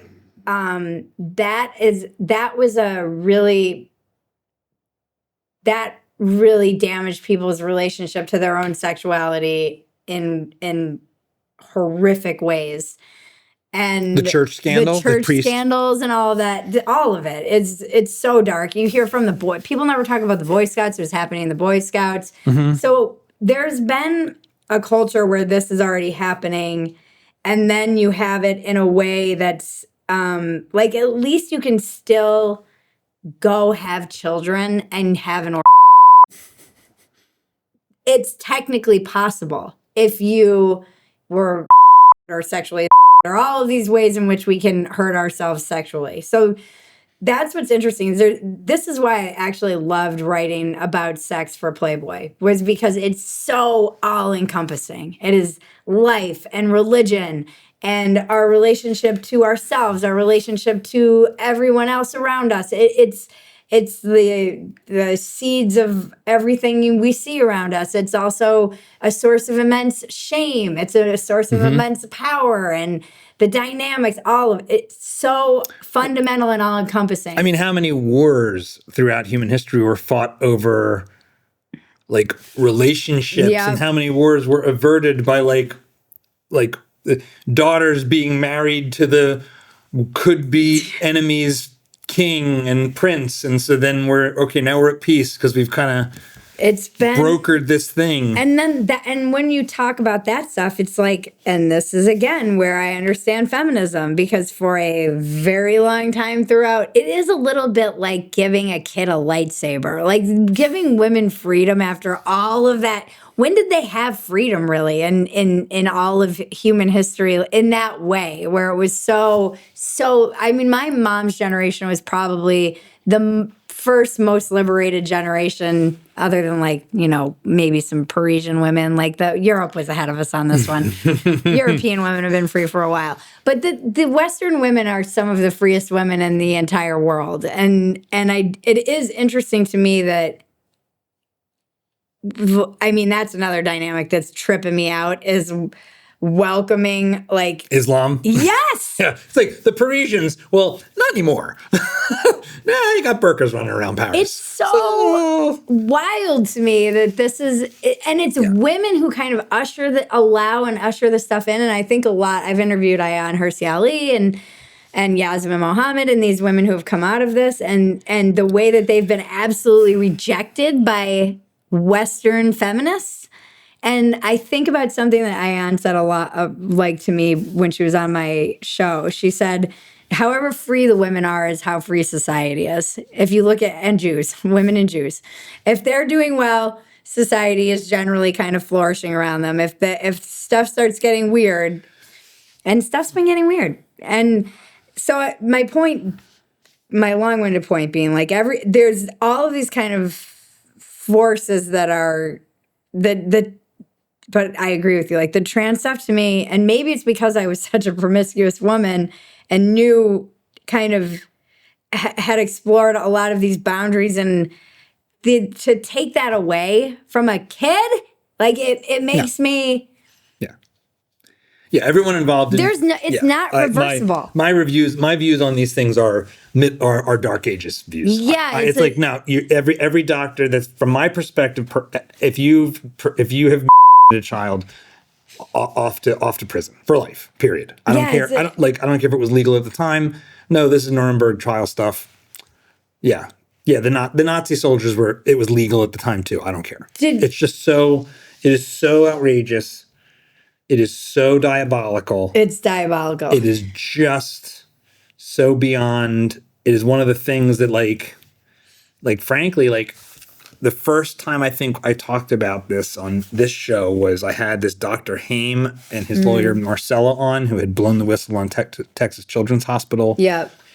Because they claimed they weren't doing any of this stuff when they were still doing it. Yep. And I had friends who were like, "Oh no, you shouldn't be talking about this stuff." I'm like, I have to talk about it. Yeah. Like, this is getting pushed on our kids. Like it's not really people like to minimize this, saying it's such a small percentage I know. of people. Why are you obsessing about Parental rights. If you're a parent, when you want to have the right to like give your give your kids this treatment if that's available to them. Yeah, it's that's like, the other one I hear. Yeah, it's like, okay, well, you could. Lobotomies are also treatment. There's all kinds of like what are we? This is all word games. Yeah. But our kids are entering. It's like I think about my son, in middle school being confronted with all this gender whack job stuff. It's like he's 10, he's 11. He's in the worst time of his life in a certain sense, in that like middle school is like so uncomfortable physically. Hello, Philadelphia AIDS. Yeah, it's like horrible.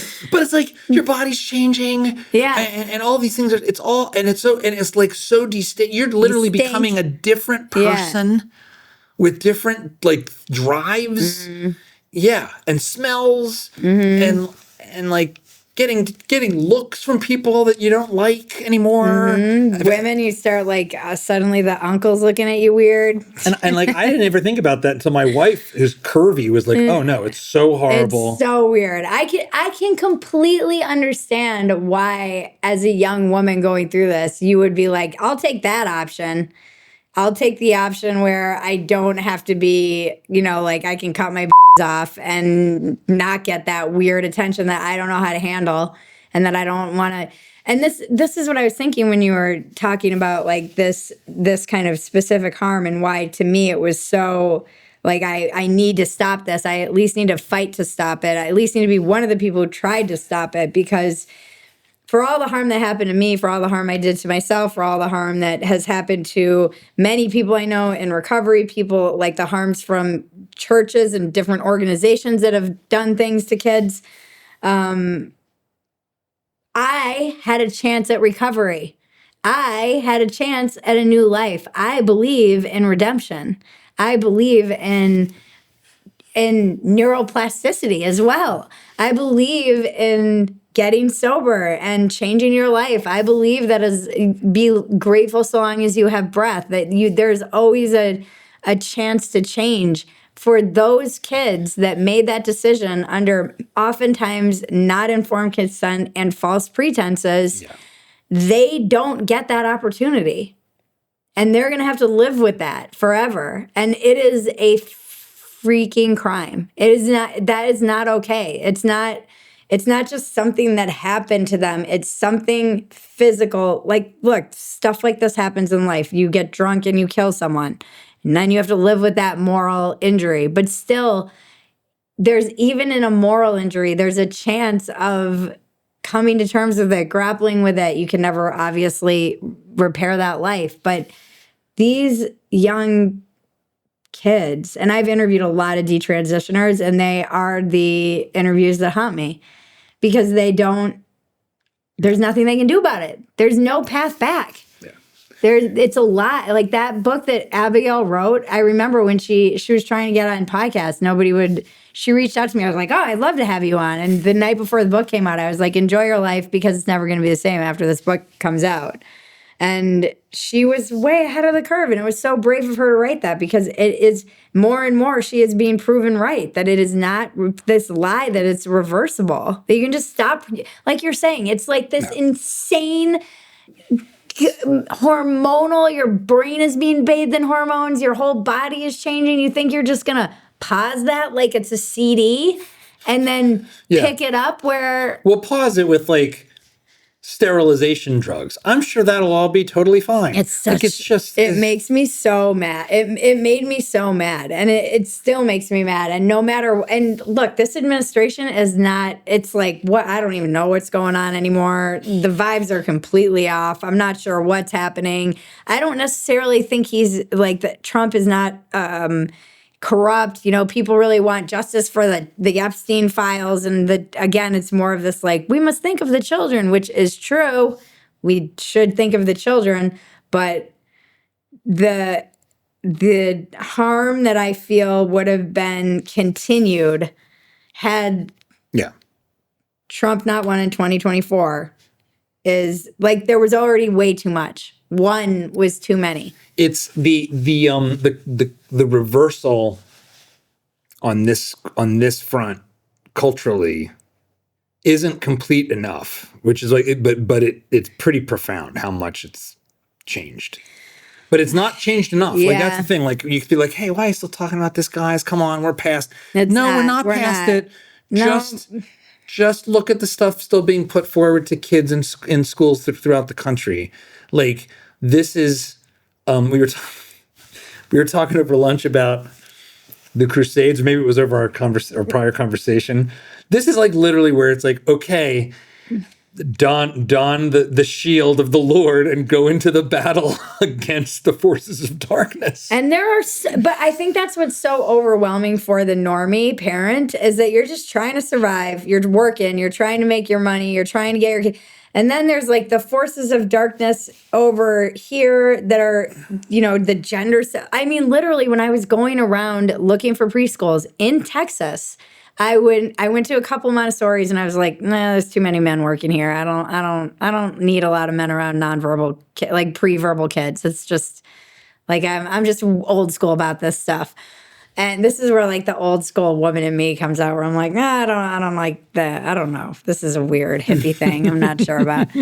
And then, but also it was just like, you could sense they'd email us back and be like, look forward to giving you a tour. Love Rachel, she, her. And you're like, nope, I'm out. No. I don't Pronouns equal, nope. Pronouns equal, nope. Sorry. And then we would start going to churches, like church preschools. And I got to the point where I was just like, do you teach out weird gender stuff here? And they'd be like, whoa, right out of the gates. I'm like, look, I'm not going to waste your time with a tour if the answer is yes to that question. And they're like, well, we teach like God loves everyone, but no, we don't teach that stuff here. They're like, the register no, change is like exactly. No, here. Yeah, and they're kind of like old school Gen X Texas women. So I was like, we're good. This is the place where it's like, no, we teach that God loves all people, but no, we don't teach that stuff here. So, and that's even in Texas. It's more pervasive that people who haven't paid attention to this and don't have kids, or if they do, but they don't realize, like, they thought this was like culture wars and just trying to be polarizing. Mm-hmm. It's like, yes, it's polarizing because it's heinous, but it's real. It's a big deal. It's a big deal. It's a big deal. It's like I'm trying to not let myself, like, you had asked me in our last conversation about like what's my greatest weakness, and it is like being prone towards self-righteousness. Mm-hmm. And since the attack in Israel, the 10/7 attack, and specifically that wasn't surprising because it's like, well, your charter says you want to murder all the Jews, so I'm not surprised that you try. Yeah, this is not new. That wasn't a surprise. The surprise was all the intersectional feminists and their allies taking to the streets in hundreds of thousands to be on the side of the murder death cult. That wasn't even surprising to me, though.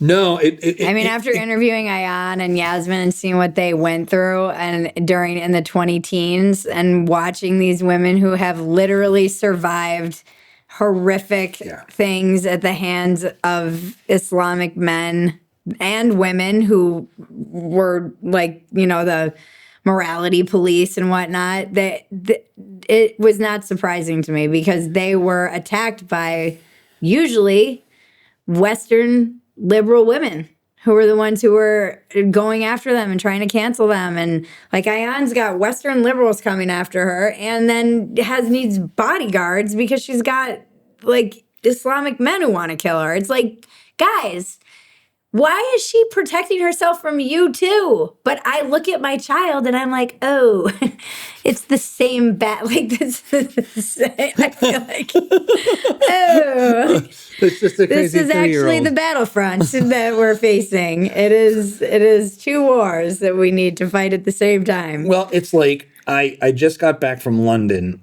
So I like since that 10-7, the reaction, I'm broadly like more sympathetic to Israel in this fight, which puts me at an odd.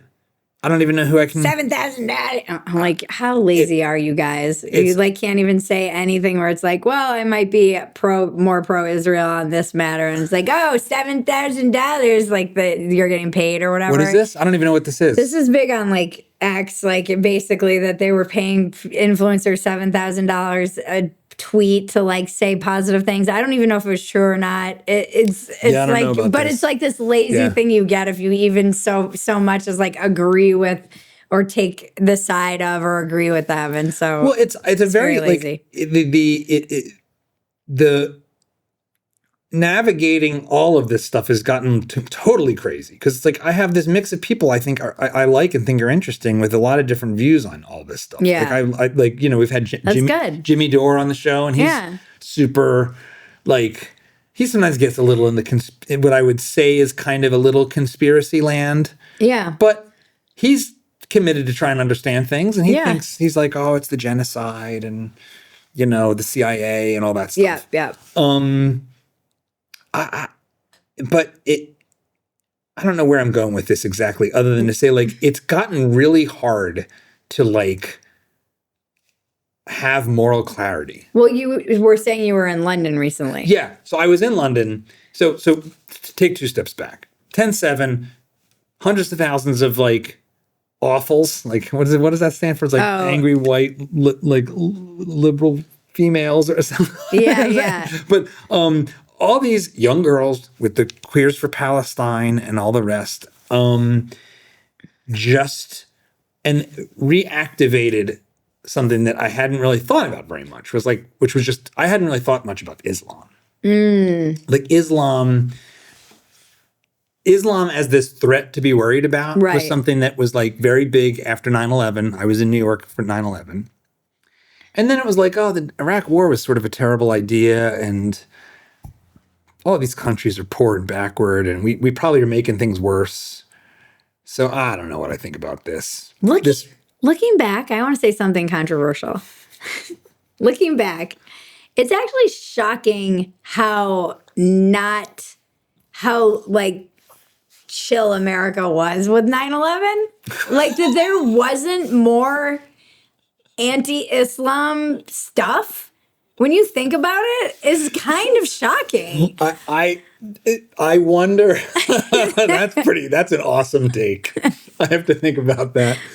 Because everyone's like, there wasn't, there really wasn't, I was alive. Like and everybody got very worried about it. It was very much like, now don't go getting Islamophobic. And I'm like, but I kind of feel like maybe we should have been a little more afraid than we were. Yeah, I mean, like it was actually amazing when you look back. I'd have to think about how to know if that's true. I mean, I think like maybe if I was a Muslim American, I probably feel differently about like how I was being treated and looked at and whatnot. Right. But even so. I agree. If I was a Muslim American, I would have a completely different feeling about that. But still considering what happened, it's actually, I think, speaks well of America that there wasn't more like violent. Like there wasn't really much. Yeah, I wonder. It's an interesting question whether there's been more. This is what's going to get me canceled. It's an interesting question whether there was more. Whether in the past 2 years, if there's been more physical assaults on Jewish Americans than there were assaults on Muslim Americans. Were there any? I have to imagine there were. You've got the problem of it's 20 years ago now. Mm-hmm. Mm-hmm. But I mean, it was definitely the case that like President Bush and everybody went out of their way to be like, no, it's a religion of peace, and these are fundamentalists. And then it's like, well, it's a religion that has like over 1 billion people on this planet, and there is variance in it. I know that. I'm not a scholar in Islam, but the core texts have a lot of not peace in it, like a lot, like not like the Gospels. It's like, no, I'm dying on your cross. I forgive you. I forgive you. Yeah. That's a different creed. That's a different core text than Islam. And I've been trying to not let my righteous anger side of me just become like, get all these people out of the country. Oh, like that freaking woman who's running for Congress in Texas? She said something yesterday. She was like, she said something very bad. It was like, get all these dirty Muslims out of America or something like that. And I was like, It's probably, that's not the right way to do that. I mean, it's not going to play. Like, you underestimate how, this is my point. And my point is not more should have happened post 9/11. My point is that not much that I can remember. It wasn't like there was like this uprising of violence everywhere. And we were like, oh, like Americans are wilding out, like we got to get control of them. Yeah, there wasn't mosque burnings happening every month. And I think that's because Americans are believe in, like there is the belief that you can have multiculturalism, living side by side, meritocracy. We used to believe these things. You can, and gives people the benefit of the doubt. And at our core, I think Americans are actually quite nice. We are good. We're the least racist people on the planet. And no one really knows don't this. Like being considered racist, even though I know a lot of Americans joke and they go on their algorithm and they're like, haha, we can be racist now again. But it's still like they wouldn't actually want to be known as racist, even if they joke about it.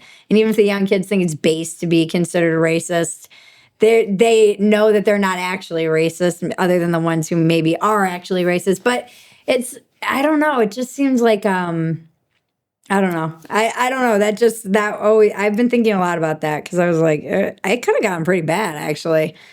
It's, well, it probably still can.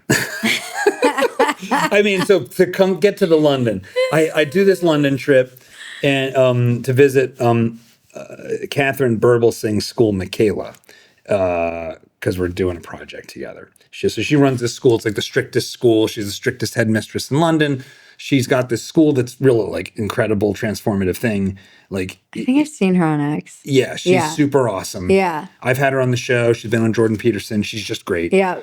And her school is like 50% like first generation or like children of first generation like Muslim immigrants. Mm-hmm.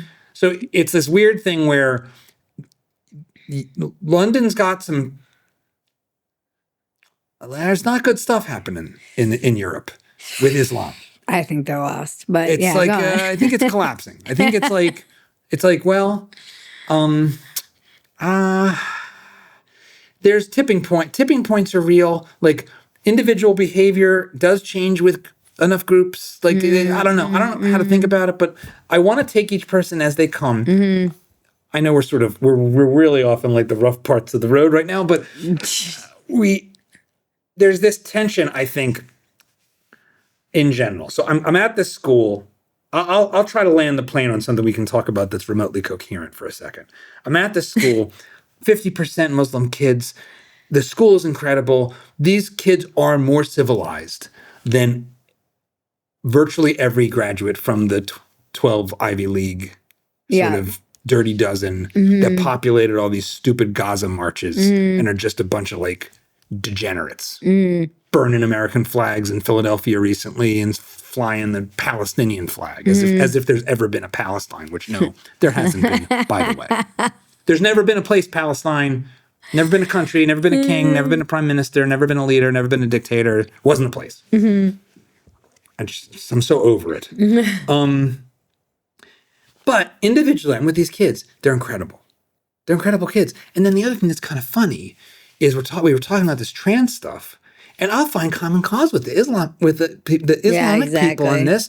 It's like, maybe we are the great Satan. We've been exporting this. Like Biden was paying, like they were pressuring third world countries to adopt gender affirming care.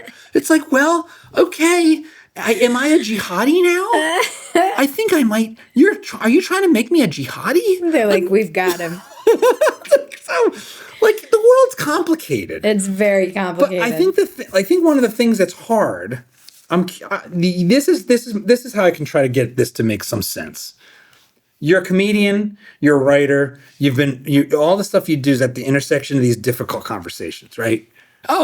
Being a drug addict, like all this stuff, it's all difficult. The Overton window for conversation has opened a bunch. Mm-hmm. And it's opened, there was this long stretch, woke being the most extreme version, where you couldn't even discuss that there's a difference between men and women because that's like a slippery road to I don't know what besides reality. But to misogyny, to transphobia, all these whatever. So we've got to have the window be such that we can't even acknowledge reality. Mm-hmm. Because then pretty soon you're going to be saying repeal the 19th or whatever. Yeah. So now the window has opened, and there's a bunch of people, young white boys, who've been told they're Satan for a decade and are lashing out. Not even just white. Right, it's true. Just boys in general. Yeah. Yeah. But, okay, so now you got a bunch of, like, folks who now are like, I want to burn all you people to the ground. Ha, ha, ha, ha, ha. I'm going to. They're just edgelords. Edgelord it up, because fine. These kids are literally just smashing mailboxes virtually. This is part of it. I try to have a lot of compassion for the kids because it's like, all right, how many of these kids are going to grow out of this? And their whole thing is going to be like, oh, you're already seeing it. People running for office and like there's like their Nazi chat or whatever it's like they're gaming and we thought everyone was going to have like tapes and but it's really like you're going to be like out there saying that you're a Nazi or something like that. That's really what it's actually going to be for these guys, for the guys in particular. So some of it is just like wilding out and they're not smashing mailboxes and going to empty, abandoned. It's that same energy. It's just virtual. But in this middle area, not out of the edges of like Hitler's got aura stuff, but in the it's still funny. Like even when you say it, it makes me laugh because you're not allowed to say it. Well, right. It's transgressive. Yeah. It's transgressive. And that's the problem too, is like you're saying, the Overton window got smashed open in this election particularly, and now nothing, what's transgressive anymore? You got to get it. It's Hitler has aura. Yeah. And even that's not transgressive. So I'm terrified to know where we go from here. Well, the part I'm curious how you think about is there's this tension between talking about group differences in general and treating people as an individual as they come. And I actually think there is a tension there that's real. Mm-hmm. And some of it might be as like just how much time you spend in which mindset. Right. And I'm just going to like, just for myself, like, the more I worry about Islam and look at Europe and look at all these crazy Gaza people, and I can feel myself living in this world of like, yeah, Islam's incompatible with the West. Maybe we should ban all the Muslim immigrants. And then I was talking to my cousin who's like a pretty far left lawyer. He's like, you sound like a crazy person when you're talking about that. And I'm like, well, maybe you're right. I'm at that, but I'm like, yeah, but Islam is a thing. Islam's a thing. That culture is a thing. Like have you seen the rates of in Sweden? Yeah. Who's doing it? Like that? Does that not matter? Should I not look at it? Because that's X. Mm-hmm. Oh yeah, look at the statistics in Europe. I know. Like it's like you're getting thrown this stuff all the time. But then I'm at that school with these kids, and they're just beautiful little human beings and creatures of God. And I'm like, oh my God, this is the most wonderful thing I've ever experienced. But they're Islamic. They're being raised in Islamic households. Yeah. But they're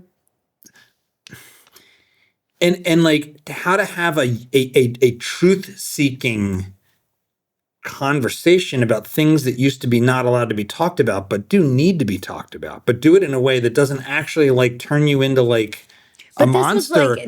I don't know how to do it. Yeah. I'm trying. How do you think about that problem? I've shut it all down. I'm tapping out of the cultures. This was one of the interesting things that happened. I think it was in Virginia around like the school board stuff, because they were pushing back against the trans stuff, and it was primarily the Muslim population that was doing it. And then it gave some of the white folks some bravery to stand up behind them and say, yeah, we don't really agree with this either. Or like the conservatives, it was like the conservatives with the Muslims who were pushing back against this. So you're like, weirdly, like,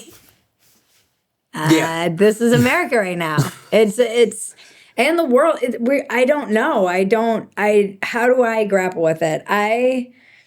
I'm struggling, to be honest. I'm truly struggling. Like, I don't, if I had it my way, I would shut down all commentary and be quiet for at least 2 years and read and observe. I feel like that is what I want to do. What I want to do is not try and wrestle with this stuff in real time, because it's a very confusing time, and it's going to be easy to say something that, and again, because I walk that weird line of being like a comedian and then also a commentator, sometimes serious, sometimes satirical, sometimes both. I don't know. I don't really, it's probably best for me to shut my mouth, but and I see a lot of people in our space, because the Overton window has been kind of smashed, and now you have to just get attention to keep growing and get bigger. And conspiracy is obviously flourishing in this time because it's lazy and easy, and you don't have to prove anything, and you really don't have to, you can think deeply about it, but it's really just like a lazy way to just always keep your audience guessing and be like the person who knows and make your audience feel like they're on the inside and they're the ones who know the truth. And this is all so seductive at times when AI is literally about to like completely change humanity as we know it, and we have multiple fronts that are confusing, and people are economically insecure. It's like honestly not worst case scenario for a population. And all I can do is come back to the 12, like truly come back to my program and even more lean into religion. So I've been like, all right, I think I want to start going to church, because there's something in turning it over to a power greater than myself that saved me when I got sober. It saved me. I've been through it. I've been through a lot in life. And I am now, as we approach these, if anything, I'm very comfortable in chaos. And so I do kind of know what to do for myself when this happens. And it's recognize where I'm powerless. Well, pretty much everything other than my habits, my attitude, control the things I can control. What's my diet like? Am I getting enough sleep? Like, come back to basics. God, I just kind of start going through the 12 steps. It's like, where am I powerless? Where am I insane? A lot of places. Where is God? And how do I turn my life over to that power greater than myself? How do I be of service to others? Where can I be of service in my very little center of influence? And where am I resentful? Looking that stuff, because that will help me see where I'm like being self-righteous, where I'm not being gracious, where I'm not being humane. There's that little tyrant in me, the little murderous tyrant that is in all of us. And then kind of looking at my defects of character, also looking at what my assets are, just doing that inventory, making amends to people I owe amends to, looking at like all of the 10, 11, and 12 are my favorite steps, because they're like the maintenance steps in AA, and then 12 step, and 10 is you do like a daily inventory and just look at, where are my fears? What are my fears? That's driving most of everything that's going on with me, whether I'm aware of it or not. Yeah. Where am I afraid? That's like one of the inventories you do. So not only do you do an inventory on resentment, you do a fear inventory and a sex inventory when you get sober. And the fear inventory was very revealing because it's like, and then, you know, you go, okay, I'm afraid of this. And then what? And then what? You keep kind of playing, and then what? And it always comes back to God. I mean, at the end, it's like, and then there's God. And that is, and I'll deal with it. Just keep going. And 11 is sought through prayer and meditation to remain conscious contact with like a power greater than myself. And to meditate. Meditation has been very helpful to me, and I have not been doing enough of it. I'm real bad at meditation. Even if the monkey brain wins like instantly, and I barely even try. None of it helps. So even if I do I just committing to like doing 5 minutes of sitting, and then it may be extending that, but really, truly, just what can I do? Also, trust is a big one. Like, I have a great writing coach, and he always talks about like keeping promises to yourself, which is this whole, you know, it's like the whole tiny habits idea that just stack little small wins. So don't say I'm going to start meditating 20 minutes a day. Just say I'm going to sit for 5 minutes and meditate on my breath, or just even 2 minutes. And don't break that promise to yourself, because then you're more likely to, it just starts to stack on top of each other.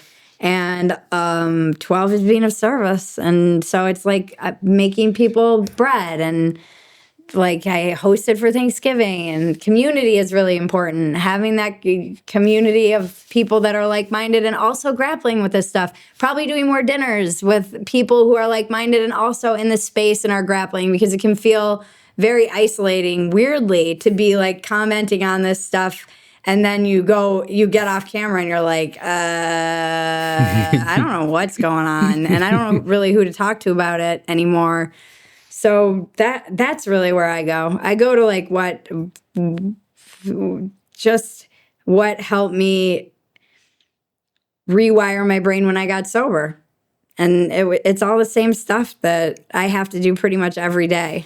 And just recognizing like the love in my life today, and trying not to like zoom out and freak out, because everything's okay, actually. Like, everything is okay. I think that's really powerful, partly because I think we're surrounded by more addiction than we fully realize. Right? Like, all our food's addictive. All these are turbo addictive. Even when I talk to detransitioners, like their whole journey sounds like recovery so often to me. Like, it's never enough. It's never enough. It started with like, first I wanted to be called this, and then that wasn't enough. And then I wanted, and you keep hoping that thing's going to fill you up. And also just being like,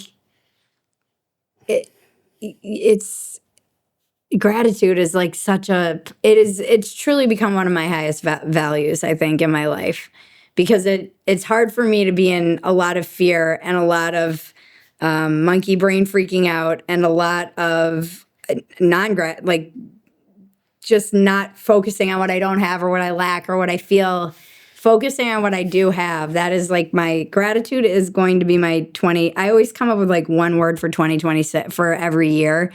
And I think gratitude is my 2026 word. Just focusing on being grateful, just saying thank you. My therapist, there are a couple of things that have saved me in life. One is like, how you do anything is how you do everything. And I love that. When I want to be, that's a good one. I'm a big fan of that. When I want to be lazy, when I want to do something lazy, even just privately, I'm like, no. I'm not a great example of this right now when I'm thinking in my room at home, but I try to be like, fold that, don't be lazy. Just those little shortcuts, that is how I will do everything.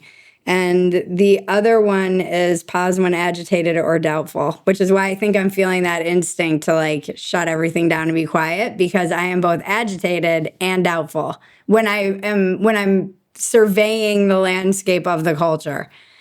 I'm like, ugh. Yeah. And so that generally means to pause. And I don't know what that looks like when you have to create content, but that might mean the content has to change. And that might mean we lose audience. And I have to have faith that that's okay. Well, I think one of the things that is true and both like necessary and healthy and also a problem is that like trust has collapsed in this society. Yeah. And it's healthy because a lot of these things, a lot of these institutions, these people, these leaders didn't deserve, they violated our trust. Yeah. And it's also not good. No. Because like societies rely on trust for the most basic. I mean, like money doesn't work. Yeah. Like, money is it's broken. Is trust. It's like, oh, you pay me this $1 and I know it's $1, not because it says $1 on it, but because I believe that when I go to the store tomorrow, the guy at the cashier will accept it as worth $1. Like that's trust. So I think the people that want to trade exclusively on like celebrating the collapse are the people I'm most leery of. If you're just celebrating the collapse in trust and not thinking, well, how do we find a new trust it? How do we rebuild it? Who should build? We have to rebuild. Yeah, like I think like, for what I try to do with these conversations is like, even if it's often sloppy and monologue-y, is be honest with what I'm struggling with. Yeah. Because I want the viewer to trust that I'm not spinning a bunch of nonsense to them. No.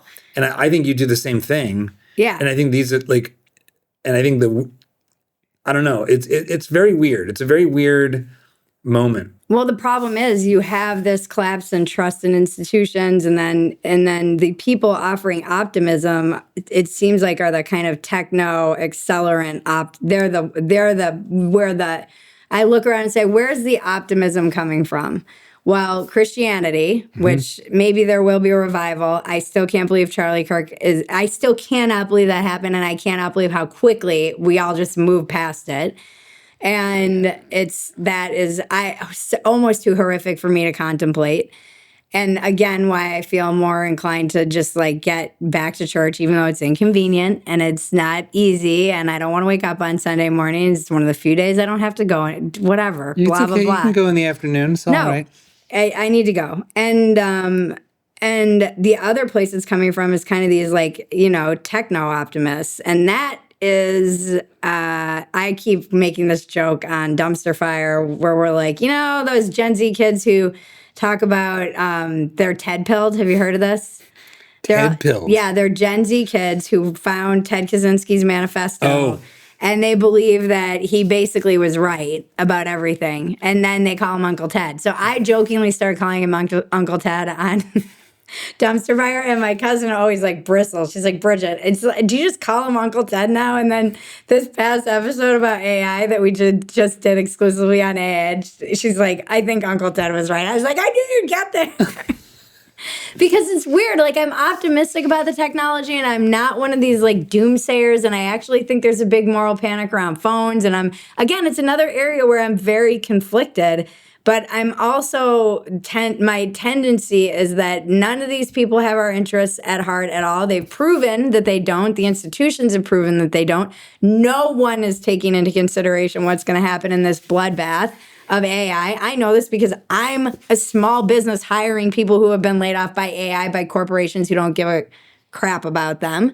And they're not, I had a conversation with Andrew Yang, who's like warned us about this and is saying that nobody really cares about what's going to happen in this transition that will probably end up in UBI. And then do we have any dignity and purpose? No, it just seems like we're just barreling on into, I've talked to people about this kind of race to the bottom in the AI because it's like the next nuclear arms race. And there's going to be a lot of, Yeah. casualties in that, and nobody seems to, everyone. So as much as I'm trying to be optimistic, I'm like, you guys aren't giving me, I have no trust in these places. Why would I trust any of these tech companies that have leaked my information, taken it, sold it? Why would I trust any of these? This is the funny thing. There was a meme going around yesterday, actually on the left wing, or was a tweet. And it was like, the right wing always says there's like this groups of elite people who want to control the world. And they never seem to like blame. And it was like Elon and Zuck and all the tech guys who were on that dais at Trump's inauguration. And I was like, wow, this is cool. I never would have imagined it. And it's also terrifying. So I'm very like, I'm skeptical. It's, one of the things that, Steve Bannon's a right winger. He's been on this train for a long time. Uncle Ted. One of the inputs into my worries about things is somebody who an author who wrote a book. I met him years ago, and the book was autobiographical, and it was about how he was working in early robotics, like 2006. And he was at a conference, and he stayed a couple extra days and visited pyramids, and basically was ruminating on the collapse of civilizations. Right. as one does.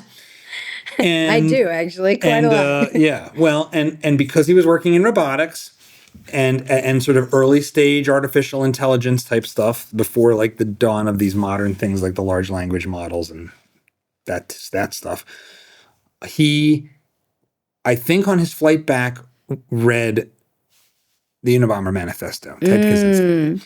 That the Unabomber Manifesto, as I understand it, is quite heavily read, especially and for a long time, among artificial intelligence and sort of tech futurists. Okay.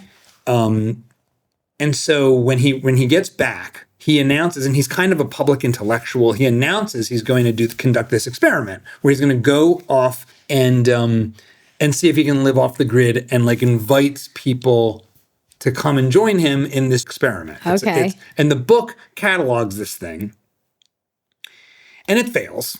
Because every one of these commune things always fails. Yeah. Because I've lived in like hippie communes and ashrams.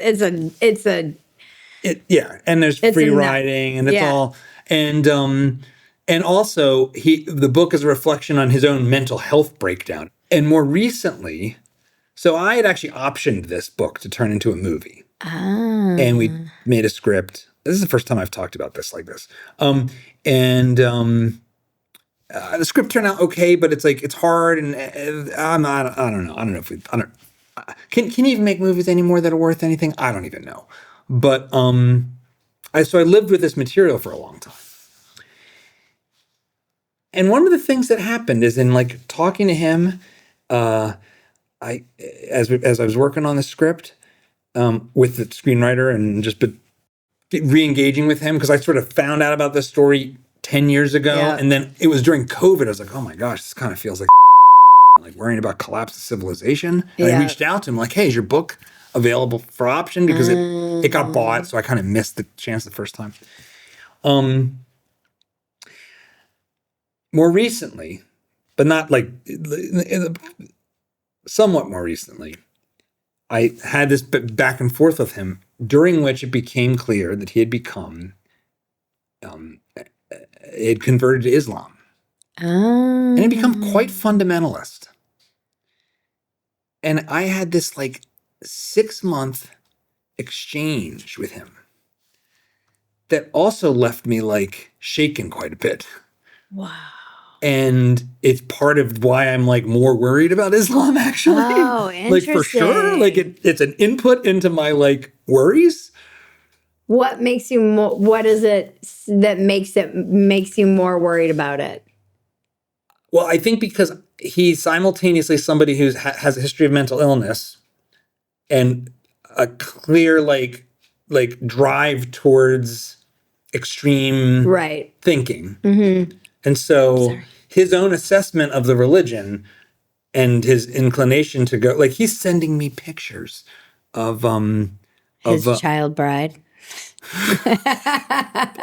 I get those from other X feeds.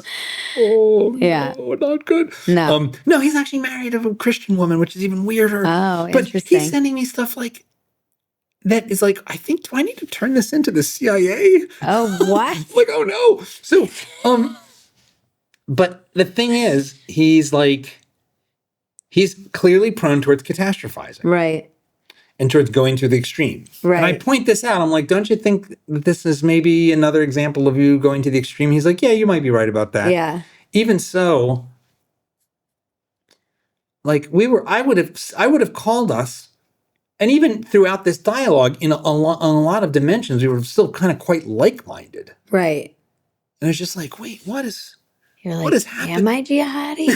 Well, no, like I mean like-minded, even like more classical liberal stuff. Right, It was just a totally strange and like another example of like a window into like the psychopathy of our time or something. Yeah, there's something weird. I mean, this is one of the interesting things about like all these shooters. I went down these like crazy rabbit holes from people who are on Reddit and 4chan and all these other places, and they say it's very like boomer to try and basically track these shooters as left or right. Like they're like, oh, all the boomers want to try and like label the Charlie Kirk or the one at the Christian school, that redhead guy that was super they're nuts. like, oh, they always want to try and like track. Now some of this might be just like coming from the left wing, but I don't know that left, and I agree that it's not like this. These are kids you cannot underestimate the influence of the fact that these are kids coming of age from COVID lockdowns. Like these are the COVID kids who are turning 20, who were 15, 16 years old, and now they're all coming of age, and they were in this stew of whatever while the adults were trying to figure out what was going on and make a living. Their businesses were collapsing around them, and so you have this, and I don't know that it does easily track, because it is like meme culture and internet culture, and there's all these terms for it, and it's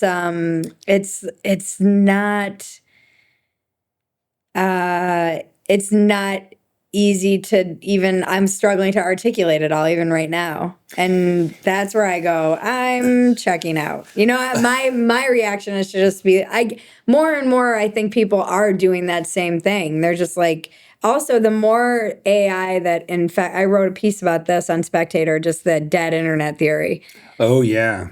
And the more you know the term uncanny valley, so the more that you get this, I think this is my theory. The more, and for those that don't know, it came out of computer graphics, and it was the idea that we are so attuned to the human face that trying to create a fully CG human, it's fine if you're in Pixar land.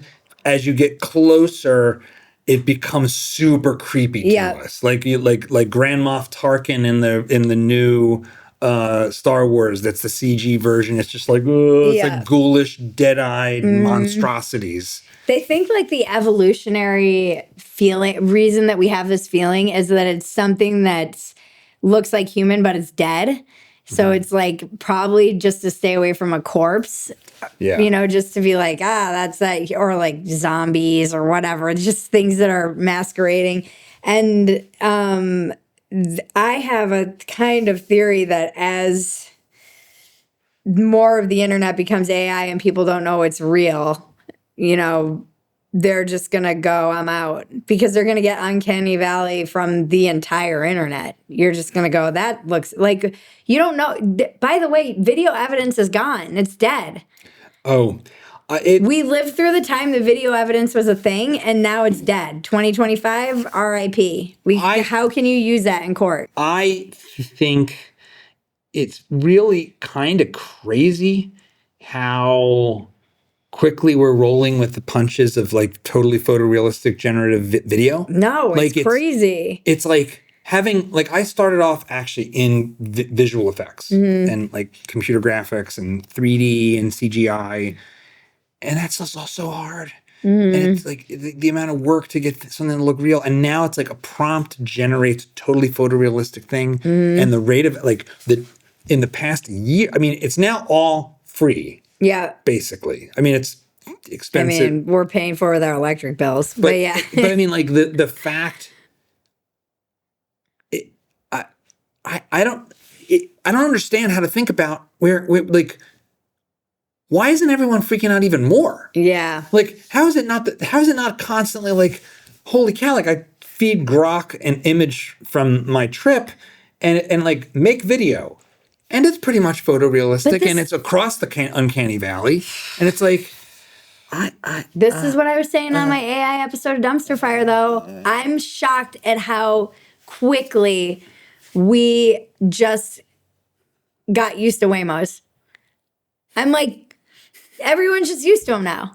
I saw one and I'm like, no one's freaking out that there are driverless cars on the road everywhere. No one's like freaking out. We're not like, oh my God. It's like, I saw one, sent a chill down my spine. I was like, that's weird. And then maybe saw it another time and had the same reaction. And then I was like, oh, whatever. Now I just see them everywhere. But that's weird to me that I'm not like, why isn't that a super huge deal that there are literally cars with no drivers everywhere? We're so we're like so adaptable. We're so adaptable. Yeah. Right. In a bad way. Well, it's like we're frogs in boiling water. I think about this a lot in terms of the weirdness of like acculturating to prison. Yeah. Yep. Rehab. It's like you just or anything like like the going the ashram spiraling down, getting accustomed to things that you like wouldn't have thought you could be accustomed to. But we're so in both directions. Like we our survival instinct is so strong that it like lets us adapt. But it's not always good. No, it's not always good. And the probably one of the biggest things that's like changed the way I think about the world is how this past 10-year period has smashed the psychology of so many young people in the wealthiest society in the world. Like we are the wealthiest society in the history of the world by orders of magnitude. And that's nothing compared to actually 10 years down from that. I was reading this whole thread last night, and it was like, there's going to be a line basically because there was this woman who went viral who's like, I don't think you guys realize how bad it is in education right now. Oh, yeah. With like AI and kids and learning, and they're not reading and they're not thinking and they can't do math. And there's going to be, like, somebody called it like a lobotomized generation. And I'm like, that should be a really big deal. We should be freaking out about this, that no one's putting a stop to this at all. No one's putting any brakes on it.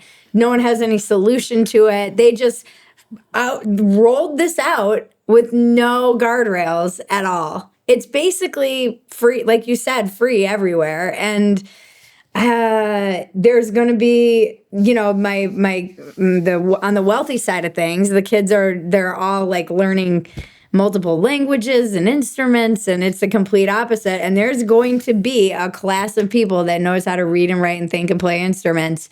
And then there's going to be a generation of people that knows how to do only one thing and one thing only, and that is prompt.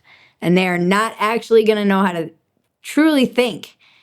And that should be terrifying. And everyone's like, check out Martin Luther King saying, you know, like look at him yell. It's like, you guys, like we're memeing our way into just like brain deadness. So in conclusion, go back to church. Yeah. I mean, you have a lot to pray about. Yeah. America. That's probably a good place to end it. Yeah, no. Well, we're in town together, so we'll have to do this more. This needs to be a more regular deal. We should. I keep having this idea for a show that I want to start because I don't have enough. I have 5. But I want to I want to start doing a thing called the vibe check on maybe whether it's like part of one of my chat. But this would be a great thing that we could do. Yeah. Where are you on collapse? On the collapsometer. Can we have a collapsometer? We could just do it like remotely. The Uncle Ted meter. Where are we on full Kaczynski? Are you fully Uncle Ted, or are you more towards Jesus this week? Like, I'm the Can you be both collapsometer. full Ted and full Jesus? Are these two different dimensions? We're gonna do it. I asked this of every guest on their first time. This is Dad Saves America because I think it's a role we play as men that's powerful, that's heroic. That makes it, and that actually does ultimately ripple out to the country. Like, there's a lot of things we can't change as individuals, but we can have an impact on our kids. How do you think about your role in the American story? Oh, my role? Oh, in the American story?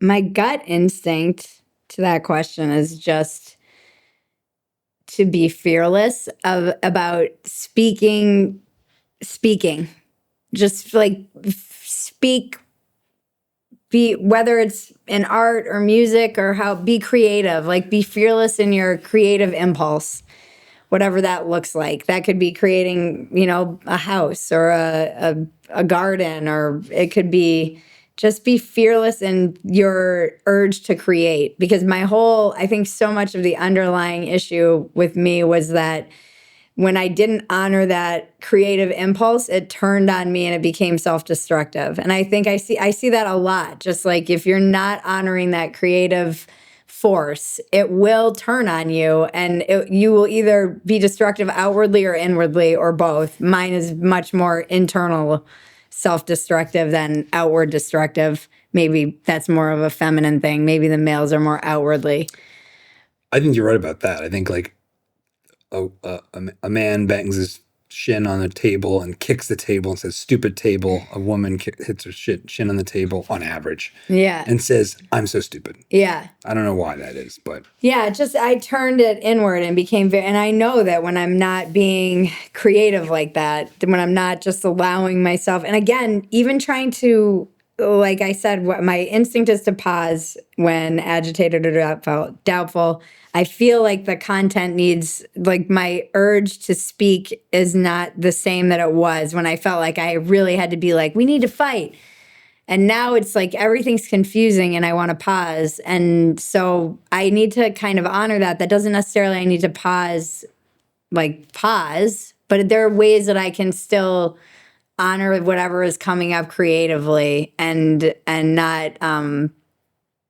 not be like forcing myself to be some dancing monkey or commentating monkey who's like, and the moon is made of cheese, whatever. Like, I can't do that. I have to just be true to where I'm at and allow myself and the people around me grace to change. I think we've lived in these times where it's I have that whole self-righteous thing as well, and just allowing people grace and trying to give them the benefit of the doubt and trying to imagine that they're probably as confused, if not more, than I am. And that's what I can do. That's my role, is to just encourage people to be creative. It's so easy to destroy. It's easy to destroy ourselves. It's easy to destroy anything. And some things do need to be destroyed. But I think, like you said, really focusing on, okay, when I got sober, I couldn't just focus on not drinking, because that was not enough. I had to focus on, well, who am I without drinking? Like you said, okay, these institutions, a lot of them are corrupt. They need to be reinvented. We've been doing the same school system forever. That probably needs to go. Yeah. But what does it look like in the new world? And we're in a new world, I think. I think that's why everyone's a little disoriented. And I will say to the men in the world, we need leaders. We need to be led. We need leaders right now. We need true leaders, not like these kind of fake ego-driven leaders, like actual real men of honor that you would like follow into battle, that you feel we need leaders. This is something I was talking to Dan Holloway about it from Drinking Bros. I don't know if he's local. You guys yeah, know, no. I would love to see a conversation between you two. But he was saying, a lot of men put their heads down and just do what needs to be done. They build America, they keep the trains running, they keep stuff going. And he's like, that time is gone. We need those men to like step up and actually now lead communities into the new world. So however men can be leaders, I really am asking. I think men have been kind of so emasculated in the past, and now they don't really know how to lead. So we need men to teach men how to lead, and we need leaders. We have a second ending. I think that's, what do you think leadership is? What does that mean? I think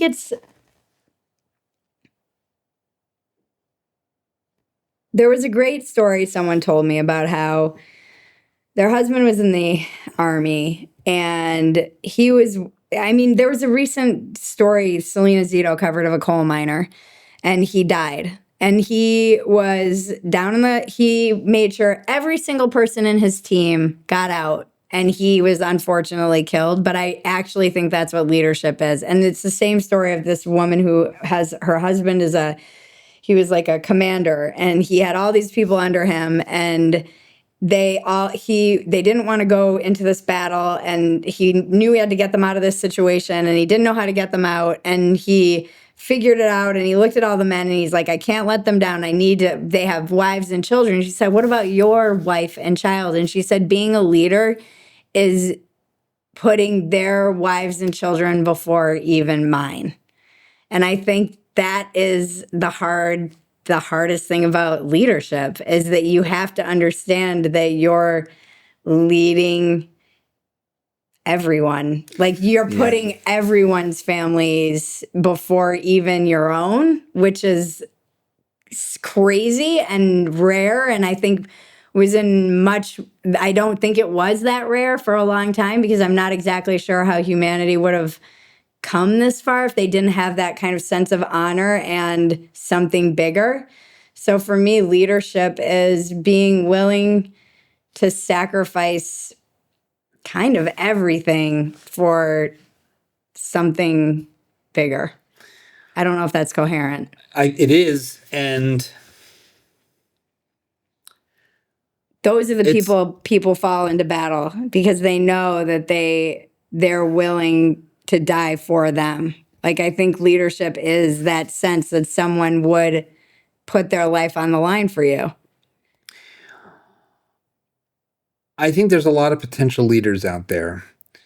I think all the things we've been talking about like the world of communication and media and attention and the chaos and has damaged like it's created a lot of noise relative to the signal. Yeah, and bad incentives. Because it's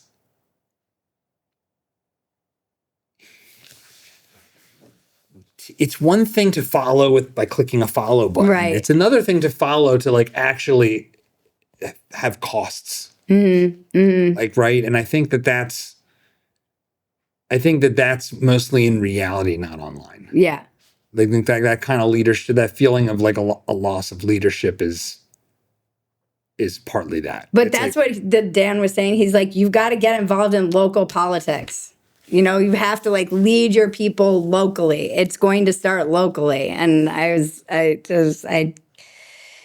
can't say I disagree with that because otherwise it's just this vacuum that's being filled by people who are.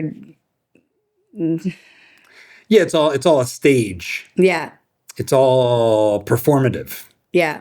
So when you're a performer, yes, it's for the audience, sort of, but in the case of like politics and influence and all that, it's really just for you. It's really just like you're putting on a show for clapter and for attention, and that's not the same thing as like making hard choices that are going to be painful. I would love to hear from your audience what they think leadership is. Yeah. So tell John in the comments what leadership is. All right. Take 2 on the ending. Bridget Phetasy. Thanks for coming on Dad Saves America. We'll be sure to have you back. Thank you for having me. This was amazing. Thank you.